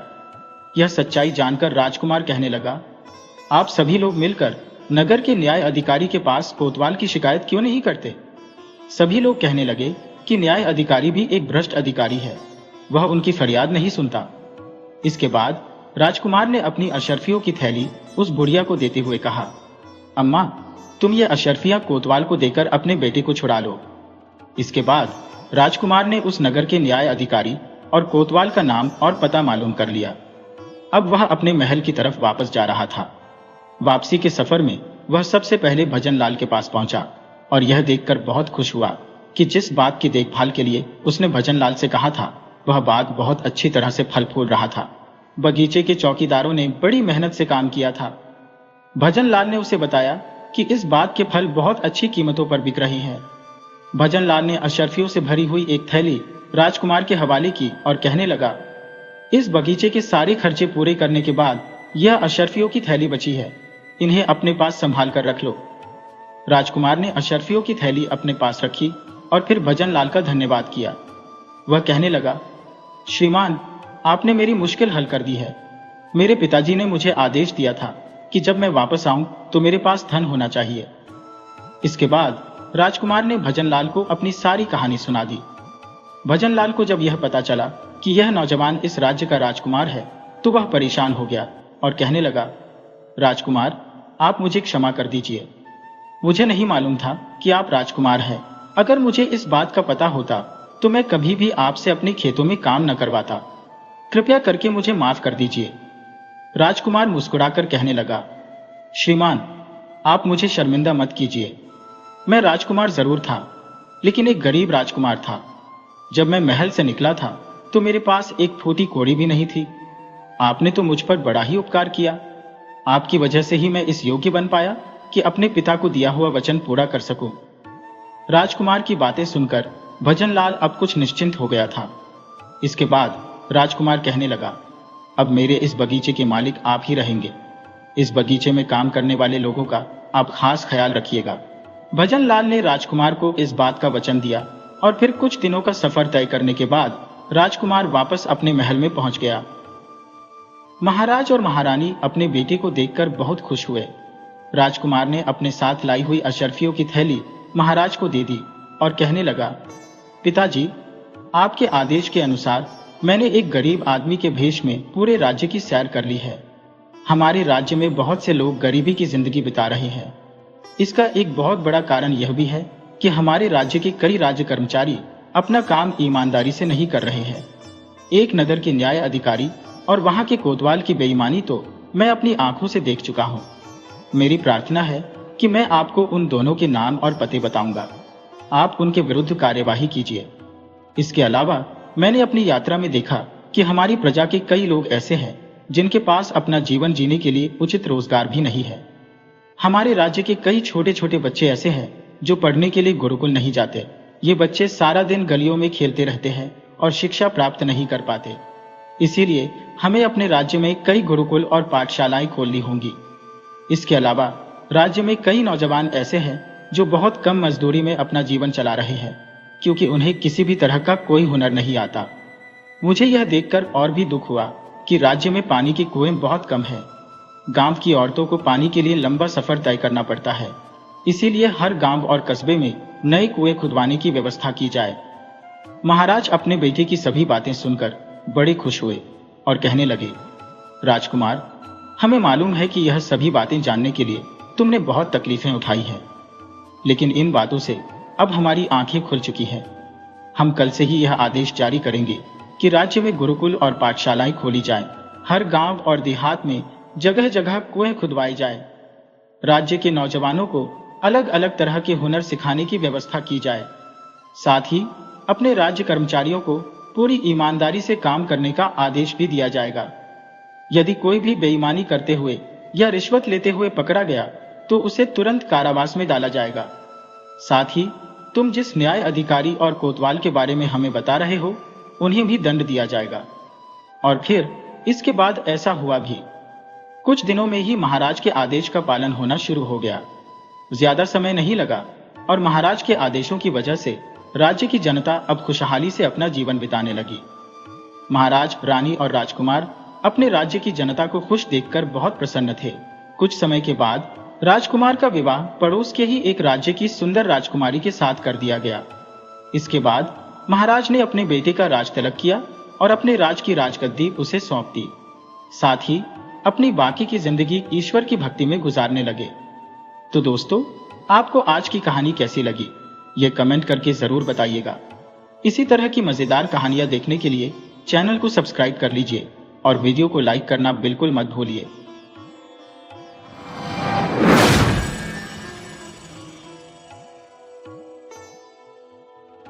पहाड़ों के मध्य स्थित एक नगरी दीनापुर थी। वहां पहुंचने का कोई सुसज्जित मार्ग नहीं था। यह बात तब की है जब बिजली पहाड़ों तक नहीं पहुंची थी। उस पर्वत की ढलान पर अक्ल सिंह नामक व्यक्ति का गृह था। अब अक्ल सिंह के घर में केवल 3 सदस्य थे। वह स्वयं, उसकी पत्नी और उसकी इकलौती बेटी। किंतु अन्य जीवों की संख्या उसके घर में बहुत थी, जिनमें कुत्ते, बिल्लियां, गायें, बैल और बकरियां आदि बड़ी संख्या में थी। अक्ल सिंह की पत्नी का नाम सूर्यमुखी था और उसकी इकलौती संतान का नाम चंद्रमुखी था। अक्ल सिंह किसी तरह अपना जीवनयापन कर रहा था, परंतु उसकी एक बात की चिंता उसे लगातार सताती थी। उसकी बेटी अब जवान हो रही थी और उसका विवाह करना था, परंतु उससे कोई भी युवक विवाह करने को तैयार नहीं होता था। कई युवक उसके घर लड़की देखने आ चुके थे। उनका स्वागत सत्कार होता, भव्य भोजन की व्यवस्था की जाती, परंतु अंत में वे इनकार करके चले जाते। चंद्रमुखी के आलसीपन के कारण उनका मन खिन्न हो जाता था। एक दिन उस पहाड़ के एक अन्य गांव से एक युवक अक्ल सिंह के घर आया। उसका भी स्वागत सत्कार हुआ। उसे स्वादिष्ट भोजन परोसा गया। रात्रि में विश्राम से पूर्व अक्ल सिंह अपने मेहमान से बातचीत करने लगा। उसने कहा, इस घर में 3 सदस्य हैं, परंतु सारा काम मेरे कंधों पर ही है। बहुत मुश्किल से अपना घर संभाल पा रहा हूं। उस युवक ने पूछा, आपकी पत्नी और बेटी आपके काम में सहयोग नहीं करती? अक्ल सिंह ने उत्तर दिया, वे सहयोग करती है, परंतु पत्नी को कुछ काम करने से पहले 10 बार कहना पड़ता है, तब जाकर वह एक काम करती है। वहीं बेटी की स्थिति और भी भयंकर है। उससे काम निकलवाने के लिए 20 बार कहना पड़ता है, इसीलिए मैं स्वयं ही सारा काम कर लेता हूं। युवक ने पूछा, ऐसा कब से चल रहा है? अक्ल सिंह ने उत्तर दिया, पहले से ही ऐसा चल रहा था। हम बूढ़े बुजुर्गों का तो चल गया, पर बेटी के साथ ऐसा कब तक चलेगा? कोई उससे विवाह करने को तैयार नहीं होता। कोई आता भी है तो देखकर चला जाता है। यही बात सदैव मेरी चिंता का कारण होती है। बेटी बड़ी हो चुकी है, आज या कल तो मुझे उसका विवाह करना ही है। उसे ऐसे कब तक घर में बिठाए रख सकता हूं? मुझे समझ में नहीं आता कि अब मैं क्या करूं। उस युवक को अक्ल सिंह की चिंता वाजिब लगी। उसने कहा, देखिए, मैं भी गांव का लड़का हूं। मेरे माता पिता नहीं है, आज तक मेरा भी विवाह नहीं हुआ। खेत खरिहान करके मैं जीवन चलाता हूं। मानकर खाने की स्थिति नहीं आती है। मैं आपकी पुत्री से विवाह करने को प्रस्तुत हूं, पर मेरी एक शर्त है। अक्ल सिंह ने कहा। बाबू ने कहा, अगर विवाह के लिए तैयार हो तो तुम्हारी हर शर्त मुझे स्वीकार है। अक्ल सिंह ने कहा, तो मुझे कल ही अपनी बेटी दे दीजिए और उसके साथ मुझे बिल्ली, कुत्ते और बकरी का बच्चा भी दीजिए। यही मेरी शर्त है कि आपकी बेटी के संग मुझे जानवर के बच्चे भी चाहिए। प्रसन्न होकर अक्ल सिंह ने रात भर में सारी तैयारी कर दी और सुबह होते ही दोनों का विवाह कर दिया और फिर शाम तक विदा कर दिया। सांझ होने से पहले ही वह युवक दुल्हन को लेकर अपने घर पहुंच गया। घर पहुंचकर युवक ने गाय और बैलों के लिए घास की व्यवस्था की, भोजन तैयार किया और सबको खाना परोसा, यहां तक कि कुत्ते, बिल्ली और बकरी के लिए भी। अपनी पत्नी को भोजन दिया, बर्तन मांजे और रात को सो गया। सुबह उठकर उसने चाय बनाई, पत्नी को भी दी और खुद भी चाय पीकर अपने दैनिक कार्यों में जुट गया। इसके बाद भोजन तैयार करके सबको परोसा, बर्तन और घर साफ किया और खेतों को जाने के लिए तैयार हो गया। जाते जाते उसने कुत्ते के पिल्ले से कहा, मैं खेतों की ओर जा रहा हूं, तुम मेरे पीछे से घर का काम काज देखना, भोजन तैयार करना, बैलों और गायों के लिए घास काटना, घर का सारा काम अच्छे से करना। यह कहकर वह युवक खेतों को चला गया। शाम को थका हारा जब वह घर लौटा तो उसने पिल्ले से पानी की मांग की, परंतु पिल्ले ने कोई उत्तर नहीं दिया। खाने के बारे में पूछा तो भी कुछ तैयार नहीं था। युवक ने गुस्से में आकर कुत्ते के पिल्ले की छड़ी से बहुत पिटाई की और उसे घर से बाहर निकाल दिया। अंत में खाना बनाकर सबको परोसा, साफ सफाई की और सो गया। अगले रोज भी उठकर उसने घर का सारा काम किया और खेतों में जाने से पहले बिल्ली के बच्चे से घर का कामकाज संभालने को कहकर चला गया। आज भी कोई काम नहीं हुआ।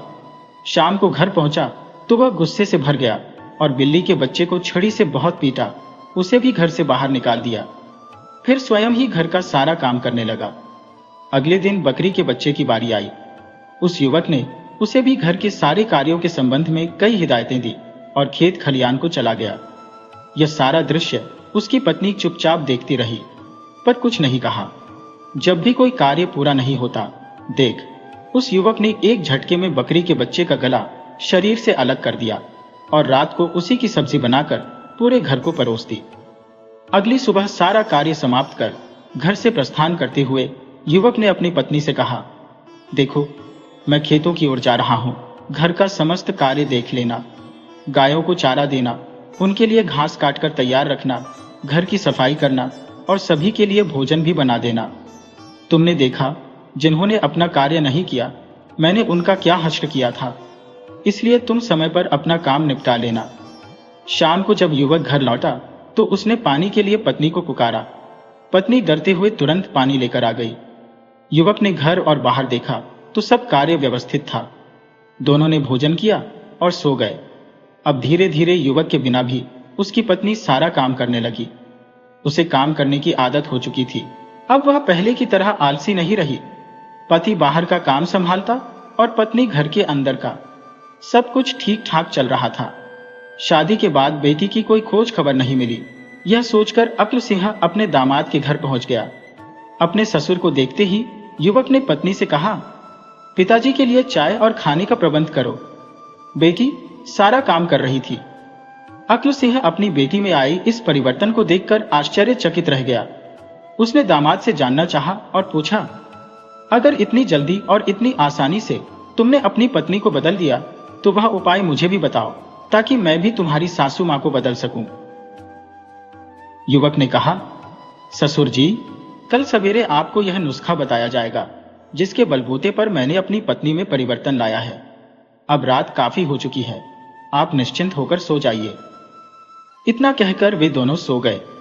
सुबह उस युवक ने मिट्टी के फूटे हुए बर्तनों को इकट्ठा किया और उन्हें तोड़कर धूल बनाया। वहीं दूसरी ओर वह कुछ गीली मिट्टी लेकर आया। इसके बाद उसने अपने ससुर को बुलाया और कहा, आप उस फूटे हुए मटके की मिट्टी से घड़ा या कुछ भी बनाइए, मैं इस गीली मिट्टी से कुछ बनाता हूं।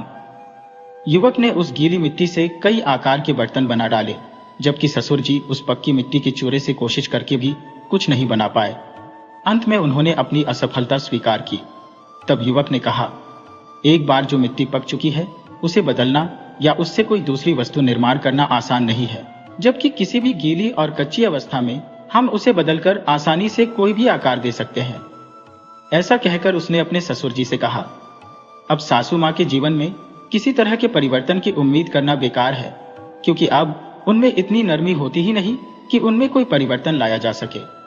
ससुर जी समझ गए कि अब उन्हें अपनी आलसी पत्नी के साथ ही पूरा जीवन बिताना पड़ेगा, लेकिन वह खुश थे कि उनकी बेटी इस आलसीपन से बाहर आ गई थी। इसका सारा श्रेय वह अपने दामाद की बुद्धिमानी को देते थे। अगले दिन ससुर जी वापस अपने गांव लौट गए। अब उनका मन संतुष्ट और शांत था कि उनका दामाद बहुत ही बुद्धिमान व्यक्ति है। अक्ल सिंह खुश था कि उसकी बेटी और उसका पति अब एक खुशहाल जीवन बिता सके। सीलमपुर के छोटे से गांव में साहूकार सुखी चंद अपने परिवार के साथ रहता था। सुखी चंद के परिवार में उसकी पत्नी, एक बेटी और एक बेटा था। सुखी चंद केवल नाम का ही नहीं बल्कि असल में भी सुखी था। उसके पास शानदार हवेली, नौकर चाकर और शान व शौकत सब कुछ था, लेकिन यह सब उसने गरीबों का खून चूस कर ही बनाया था। साहूकार सुखी चंद गांव वालों को बहुत ज्यादा सूद पर कर्जा देता था। यही उसका धंधा था। अक्सर लोग तंगी के दिनों में या किसी त्योहार, विवाह, शादी के मौके पर सुखी चंद से कर्जा ले लेते थे। जब फसल अच्छी होती तो थोड़ा थोड़ा करके कर्जा उतारने लगते, लेकिन जिस साल सूखा पड़ता तो कर्ज तो छोड़ो, गांव वाले सूद तक नहीं दे पाते थे। सुखी चंद ऐसे ही मौकों की फिराक में रहता था। वह उनकी मजबूरी का फायदा उठाकर उनकी जमीनों पर कब्जा कर लेता और उन्हें बेचकर खूब पैसा कमाता। इस धंधे में उसका बेटा भी उसका पूरा साथ देता था। दोनों बाप बेटे हर समय किसी न किसी गरीब की जमीन हड़पने की योजना बनाते रहते। एक दिन एक दूसरे नगर से कोई बड़ा व्यापारी साहूकार से मिलने आया। उसने सुखी चंद को गांव में जमीन खरीदने की अपनी इच्छा बताई। सुखी चंद की तो मानो खुशी का ठिकाना ना रहा। घर बैठे बैठे जमीनों का ग्राहक जो मिल गया था। सुखी चंद ने वह सारी जमीन उस व्यापारी को दिखाई जो उसने लोगों से कर्ज के बदले में हथियाई थी, लेकिन उस व्यापारी को कोई भी जमीन पसंद नहीं आ रही थी। गांव में घूमते घूमते आखिरकार उस व्यापारी को एक जमीन का टुकड़ा पसंद आ ही गया। व्यापारी ने सुखी चंद से उस जमीन के बारे में पूछा तो साहूकार सोच में डूब गया। असल में वह जमीन एक बिन माँ बाप की लड़की पुष्पा की थी, जो उसी गांव में रहती थी। पुष्पा के माँ बाप ने साहूकार सुखी चंद से 20,000 रुपए का कर्ज लिया था, मगर उसे चुकाने से पहले ही नदी में बह जाने से दोनों की मृत्यु हो गई थी। बेसहारा पुष्पा का हाल देखकर गांव की पंचायत ने साहूकार से उस जमीन पर कब्जा ना करने को कहा। सुखी चंद भला पंचायत की बात को कैसे टाल सकता था, मगर उसके दिल में हमेशा पुष्पा की जमीन को हथियाने की इच्छा थी। आज उस व्यापारी ने जब उस जमीन के बारे में पूछा तो सुखी चंद का लालच उजागर हो गया और उसने जमीन पर कब्जा करने का मन बना लिया। अगले ही दिन वह सारे कर्ज के दस्तावेज और अपनी खाता बही लेकर पुष्पा के घर आ धमका। सुखी चंद ने अपना कब्जा वापस करने की बात कही और ऐसा न करने पर जमीन पर कब्जा करने की धमकी भी दे दी। पुष्पा ने हाथ जोड़कर दया की भीख मांगी, लेकिन सुखी चंद के दिल पर रत्ती भर भी असर नहीं हुआ। गुस्से में पैर पटकता हुआ साहूकार वहां से चला गया। कब्जे की बात सुनकर पुष्पा फिर से पंचायत के मुखिया के पास गई और अपनी जमीन बचाने की गुहार लगाने लगी। मुखिया भी आखिरकार कब तक उसे बचा सकता था।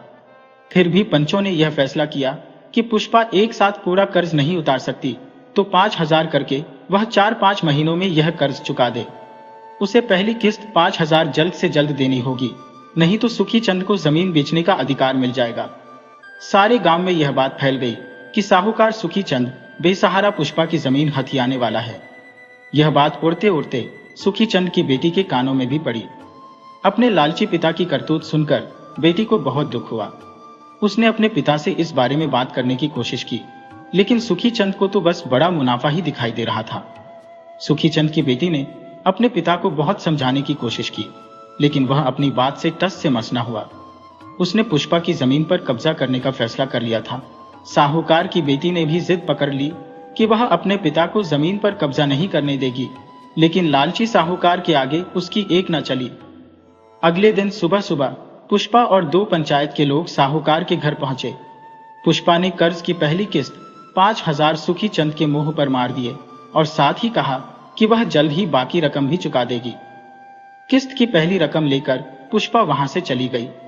अब क्योंकि किस्त मिल चुकी थी, तो साहूकार पुष्पा की जमीन पर कब्जा नहीं कर सकता था। इधर सुखी चंद का दिमाग घूम गया। वह सोच में पड़ गया कि आखिर इस गरीब बेसहारा पुष्पा के पास इतना पैसा कहां से आ गया, जो कल तक दाने दाने के लिए तरस रही थी और मेरे सामने भीगी बिल्ली बनकर रहती थी, वह आज शेरनी की तरह गरजने कैसे लगी। कुछ समझ में नहीं आ रहा था। साहूकार ने गांव वालों से पूछताछ की, लेकिन कोई भी उन रुपयों के बारे में नहीं जानता था। कुछ ही दिनों में पुष्पा फिर से सुखी चंद के घर आई और पूरी रकम सूद समेत वापस लौटाकर अपनी जमीन और कर्जे के कागजात लेकर वापस चली गई। साहूकार के हाथों से मानो सोना उगलने वाली जमीन निकलती जा रही थी। वह परेशान था कि पुष्पा के पास इतना धन कहां से आ रहा है, पर वह कुछ भी नहीं कर सकता था। इसी तरह से कुछ समय और बीत गया। एक दिन साहूकार सुखी चंद के चेले चपाटों ने खबर दी कि पुष्पा ने अपनी जमीन बेच दी है। साहूकार के हाथों में अब कुछ नहीं था, फिर भी उसे बहुत उत्सुकता थी कि आखिर यह पूरा माजरा क्या है। इस जमीन का खरीदार कौन है, जरा चलकर देखा जाए। जब वह पुष्पा के उस जमीन के टुकड़े पर पहुंचा तो वहां जो देखा उसे देखकर उसके होश उड़ गए। उस जमीन पर एक बोर्ड लगा था। उस बोर्ड पर जमीन के मालिक का नाम देखकर सुखी चंद साहूकार की मानो सांसें थम गई हो। जमीन के मालिक के नाम के आगे उसकी बेटी और पुष्पा का नाम लिखा था। सुखी चंद बदहवास सा दौड़ता हुआ घर पहुंचा और चिल्लाकर अपनी बेटी से पूछा, ये क्या तमाशा लगा रखा है। तब उसकी बेटी ने बताया, पिताजी, मैंने पुष्पा की मदद की थी और उसके लिए मैंने अपने गहने बेच दिए ताकि उसकी जमीन को बचा सकूं।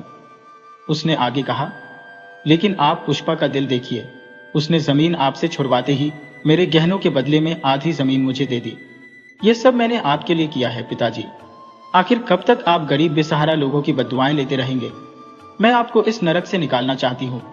गरीबों की बद्दुआएं कभी भी हम पर कहर बनकर टूट सकती हैं। अपनी बेटी का एक एक शब्द सुनकर सुखी चंद की छाती चीरती हुई जा रही थी। वह अपनी ही औलाद की नजरों में गिर चुका था। बेटी की बातें सुनते सुनते सुखी चंद की आंखों में आंसू आ गए। वह वहीं पर अपने घुटनों पर आ गया और अपने हाथों से अपना चेहरा छुपा लिया और बेतहाशा रोने लगा। पिता की आंखों से पश्चाताप के आंसू निकलते देखकर बेटी को समझ में आ गया कि उसके पिता फिर से किसी गरीब की जमीन हड़पने की कोशिश नहीं करेंगे।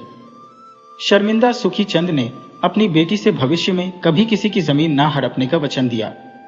इस तरह से एक बेटी ने अपने पिता को सूदखोरी के नर्क से बाहर निकाल दिया।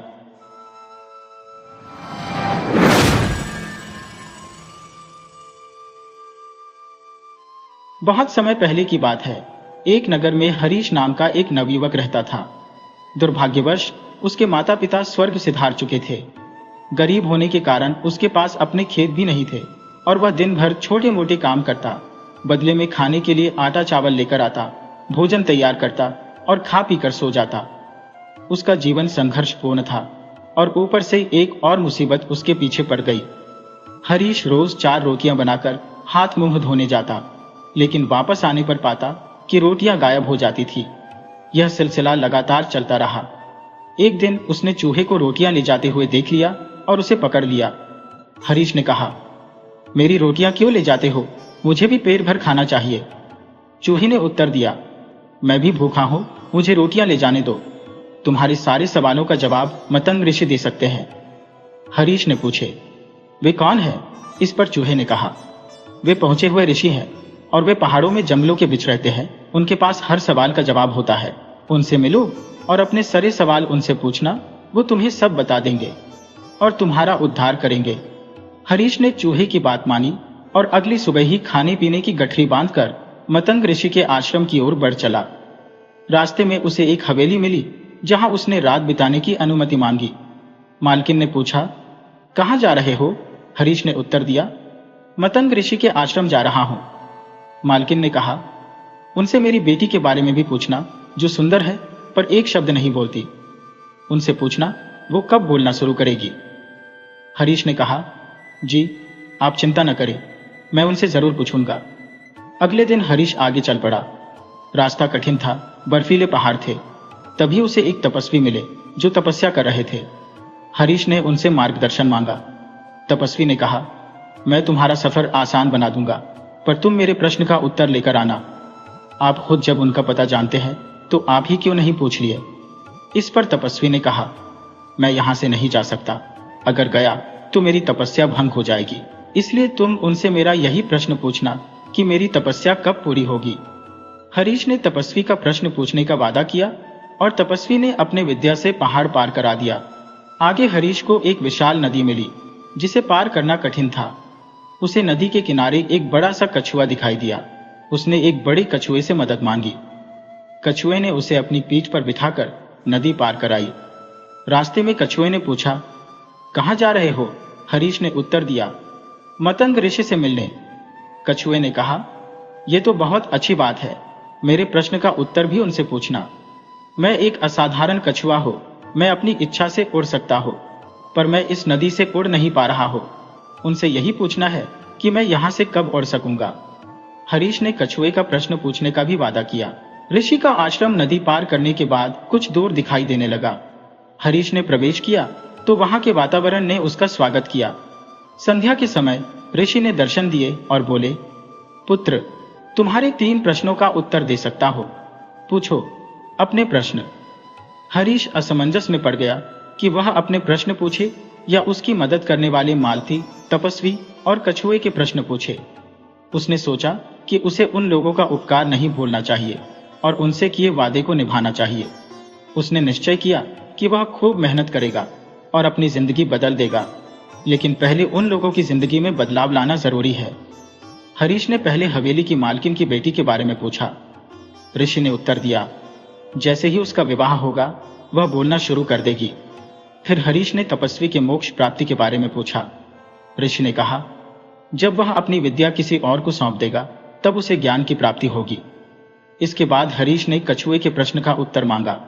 ऋषि ने कहा, यदि कछुआ अपने कवच से मुक्त हो जाएगा तो वह उड़ सकेगा। अगली सुबह हरीश ने ऋषि के चरण स्पर्श किए और वहां से प्रस्थान किया। सबसे पहले उसे कछुआ मिला। उसने कछुए को ऋषि का उत्तर बताया। कछुए ने कहा, यदि मैं अपना कवच उतार दूं तो मैं उड़ सकूंगा। उसने तुरंत अपना कवच उतार दिया, जिससे ढेर सारे हीरे मोती झरने लगे। कछुए ने वे सारे हीरे मोती हरीश को दे दिए और उसकी खुशी का ठिकाना नहीं रहा। इसके बाद हरीश ने तपस्वी से मुलाकात की। उसने तपस्वी को ऋषि की बात बताई। तपस्वी ने कहा, अब मैं कहां किसी को ढूंढने जाऊंगा, तुम ही मेरी विद्या ले लो। तपस्वी ने अपनी सारी विद्या हरीश को दे दी और उसे ज्ञान की प्राप्ति हो गई। विद्या के बल पर हरीश जल्दी ही हवेली पहुंच गया। मालकिन ने उसे देखते ही पूछा, क्या कहा ऋषि मतंग ने मेरी बिटिया के बारे में?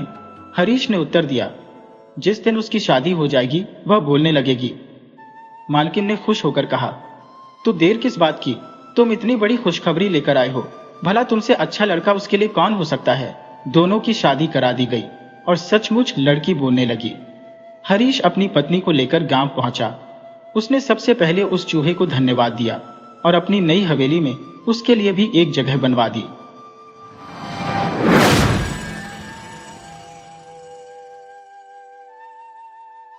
यह कथा बहुत पुरानी है। पंडित बलराम शास्त्री अपनी धर्मपत्नी माया के साथ एक छोटे से गांव में निवास करते थे। माया की अरसे से एक हार की प्रबल अभिलाषा थी। उन्होंने अनेकों बार पंडित जी से हार की मांग की थी, किंतु पंडित जी हर बार टाल देते थे। वे स्पष्ट शब्दों में कहते थे कि उनके पास इतने पैसे नहीं हैं। पंडित जी अपने तर्कों से हमेशा अपनी बात को सही साबित करने की कोशिश करते थे। वे कहते थे कि गहनों का कोई फायदा नहीं होता, यह धातु तो अच्छी भी नहीं है। अगर इसे सुनार के पास ले जाओ तो वह इसकी बहुत कम कीमत देगा। सबसे बड़ी बात यह है कि गहने घर में रखना चोरों को निमंत्रण देने जैसा है। थोड़ी देर की सजावट के लिए इतनी मुसीबत मोल लेना बुद्धिमानी नहीं है। बेचारी माया तर्क शास्त्र में पारंगत नहीं थी, इसलिए वह पंडित जी की बातों के आगे निरुत्तर हो जाती थी। पड़ोसियों को देख देख कर उसका मन और दुखी हो जाता था, पर वह अपना दुख किससे कहे। पंडित जी अगर ज्यादा मेहनत करने के योग्य होते तो यह मुश्किल हल हो जाती, पर वे आलसी थे। अधिकांश समय भोजन और विश्राम में ही बीतता था। माया की बातों को सुनना उन्हें मंजूर था, लेकिन उनकी नींद में कोई कमी नहीं आती थी। एक दिन पंडित जी पाठशाला से लौटे तो देखा माया के गले में एक सोने का हार जगमगा रहा था। हार की चमक से माया के मुख का तेज और बढ़ गया था। पंडित जी ने माया को इतना सुंदर कभी नहीं देखा था। उन्होंने पूछा, यह हार किसका है? माया ने कहा, पड़ोस में जो बाबूजी रहते हैं उन्हीं की स्त्री का है। आज उनसे मिलने गई थी। यह हार देखा तो मुझे बहुत पसंद आया। तुम्हें दिखाने के लिए यह हार पहनकर चली आई। अब बस एक तू भी मुझे ऐसा ही हार बनवा दो। पंडित जी बोले, दूसरे की चीज नाहक मांग लाई हो, कहीं चोरी हो गई तो हार बनवा कर देना पड़ेगा, और बदनामी होगी सो अलग। माया ने कहा, मैं तो ऐसा ही हार लूंगी। जब सभी पहनती है तो मैं क्यों ना पहनूं? सब कुएं में कूदे तो तुम भी कुएं में कूद पड़ोगे क्या? सोचो तो, इस वक्त इस हार की कीमत 800 रुपए से कम नहीं है। अगर 1 रुपया प्रति सैकड़ा ब्याज रखा जाए तो यह वर्ष में 1000 रुपए के लगभग हो जाएंगे। लेकिन 2 वर्ष बाद यह तुम्हारा हार मुश्किल से 400 रुपए का ही रह जाएगा। इतना बड़ा नुकसान उठाकर हार पहनने का सुख लोगी तो उसका क्या फायदा? पंडित जी ने कहा, तुम ऐसा करो, यह हार वापस कर दो और भोजन कराओ और आराम से सो जाओ। यह कहते हुए पंडित जी बाहर चले गए। रात्रि में पंडित जी आंगन में सोते थे। एक रात माया ने चीख पुकार मचाई, चोर चोर, घर में चोर घुस आया है, मुझे घसीट कर ले जा रहा है। पंडित जी हड़बड़ाकर जाग गए और बोले, कहाँ है? दौड़ो दौड़ो। माया ने कहा, मेरी कोठरी में गया है, मैंने उसकी परछाई देखी थी। लालटेन लाओ और मेरी लकड़ी भी उठाकर लाना। इतने में कई लोग पंडित जी के घर के बाहर इकट्ठा हो गए और पूछने लगे, चोर कहाँ है पंडित जी? पंडित जी ने उत्तर दिया, कोई से बंद पड़ी है क्या? माया ने कहा, नहीं नहीं, खपरेल पर से उतरे हैं। मेरी नींद खुली तो कोई मेरे ऊपर झुका हुआ था। हाय रे, यह तो हार ले गया। पहने पहने ही सो गई थी, मुझे गले से ही निकाल लिया। हाय भगवान। पंडित जी बोले, तुमने हार उतार कर वापस ना किया था? माया ने कहा, मैं क्या जानती थी कि आज ही मुसीबत सिर पर पड़ने वाली है। हाय भगवान। पंडित जी ने कहा, अब हाय करने से क्या होगा, अपने कर्मों को रो। इसीलिए कहता था कि सभी घड़ी बराबर नहीं होती, न जाने कब क्या हो जाए। अब आई समझ में मेरी बात। इतने में पड़ोसी लालटेन लेकर वहां पर पहुंच गए। घर का कोना कोना देखा, क्यारियां देखी, छत पर भी चढ़कर देखा, शौचालय में झांका, पर कहीं भी चोर का कोई अता पता नहीं था। एक पड़ोसी ने कहा, किसी जानकार आदमी का काम है। दूसरे ने कहा, बिना घर के भेदी के कभी भी चोरी नहीं होती। और कुछ तो नहीं ले गया चोर? माया ने कहा, और तो कुछ नहीं गया, बर्तन सब पड़े हुए हैं, संदूक भी बंद पड़ा है। निगोड़ी को ले जाना ही था तो मेरी चीजें ले जाता, पराई चीज लेकर क्यों चला गया? अब मैं भगवान को क्या मुंह दिखाऊंगी? पंडित जी बोले, अब कहने का मजा मिल गया ना। हाय भगवान, इस मुसीबत से बचाएं। पंडित ने कहा, कितनी बार तो मैंने समझाया, पर तुम ना मानी। बात की बात में 800 रुपए निकल गए। अब देखो भगवान कैसे लाज रखते हैं। अब आगे मेरे घर का एक एक दिन का चूर्ण कर ले जाते हैं तो मुझे इतना दुख ना होता। अभी बेचारी पड़ोसन ने नया हार ही बनवाया था। पंडित जी बोले, क्या मालूम है, पड़ोसन तो लेती थी। माया ने कहा कि घर में चोरी हो गई है। क्या लेंगी वह अब? उनके लिए कोई चोरी थोड़ी ना करने जाएंगे हम। पंडित जी ने कहा, तुम्हारे घर से चीज गई है, तुम्हें ही देनी पड़ेगी। उन्हें इससे क्या मतलब कि कोई चोर ले गया है या तुमने उठाकर रख लिया। तो इतने रुपए कहां से आएंगे? माया ने कहा, कहीं ना कहीं से तो आएंगे ही, नहीं तो लाज कैसे बचेगी। मगर तुमने यह बड़ी भूल कर दी। मुझे क्या पता था, मेरी अक्ल तो घास चरने गई थी, जो इस छोटे से सुख के लिए मैंने इतनी मुसीबत मोल ले ली। मैं ही अभागिन हूं। पंडित जी ने कहा, अब पछताने से क्या होगा और अपने आप को कोसने का क्या फायदा। चुप होकर बैठो और सीन से कह दो कि तुम्हारी चीज जब तक लौटा न देंगे तब तक चैन से नहीं बैठेंगे। अब पंडित जी को प्रतिदिन यही चिंता सताने लगी कि किस प्रकार पड़ोसन को संतुष्ट किया जाए। उन्होंने सोचा कि अपने ब्राह्मण होने के गर्व को सस्ते में बेचना अनुचित है। आलस्य त्याग कर उन्होंने धनार्जन का संकल्प लिया। अगले 6 महीनों तक उन्होंने दिन रात की परवाह नहीं की। दोपहर की नींद छोड़ दी और रात को भी देर तक जागते रहे। पहले वह केवल एक पाठशाला में पढ़ाते थे, अन्य कार्य करना उन्हें ब्राह्मण धर्म के विपरीत लगता था। परंतु अब वह पाठशाला के बाद शाम को भगवत कथा करने लगे और रात 11-12 बजे तक जन्म कुंडलियां, वर्षफल आदि बनाने लगे। प्रातःकाल मंदिर में जाकर दुर्गा जी का पाठ करते। उनकी पत्नी माया को अब चिंता होने लगी। उसने सोचा, इतनी मेहनत से कहीं वह बीमार न पड़ जाए तो समस्या बढ़ जाएगी। पंडित जी का शरीर कमजोर हो रहा था और चिंता के कारण वे दिन प्रतिदिन और भी पतले होते जा रहे थे। 5 महीने इसी तरह बीत गए। एक दिन संध्या के समय जब पंडिताइन दिया बाती करने जा रही थी, तभी पंडित जी आए और अपनी जेब से एक पुड़िया निकालकर उनके सामने फेंक दी। बोली, आज मैं तुम्हारे ऋण से मुक्त हो गया। माया ने पुड़िया खोली तो उसमें सोने का हार था। उसकी चमक और सुंदर बनावट देखकर माया के मन में खुशी की लहर दौड़ गई। तुम खुश होकर दे रहे हो या नाराज होकर, इससे क्या फर्क पड़ता है। ऋण तो चुकाना ही था। माया ने कहा, यह ऋण नहीं, बदला है। बदला भी नहीं तो क्या है? पंडित जी बोले, तुम्हारी निशानी। तो क्या रहने के लिए दूसरा हार बनवाऊं? नहीं, वह हार चोरी नहीं हुआ था, मैंने यूं ही झूठ मूठ का शोर मचाया था। पंडित जी ने कहा, सच? माया ने पूछा। हां सच, तुम्हारी कसम, तुम्हारे चरणों को छूकर कहती हूं। तो तुमने मेरे साथ नाटक किया था? हां, तुम्हें मालूम है तुम्हारे इस नाटक के कारण मुझे कितना मूल्य चुकाना पड़ा? क्या वह मूल्य 500 रुपए से अधिक था? हां, बहुत अधिक। मुझे अपनी आत्म स्वतंत्रता का बलिदान करना पड़ा।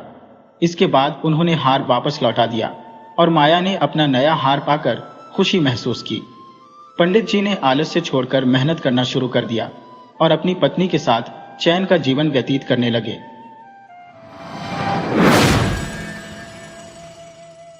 वीडियो अच्छी लगी हो तो इसे लाइक करें और ऐसी ही मज़ेदार कहानियों के लिए चैनल को सब्सक्राइब करें और बेल आइकन दबाएं।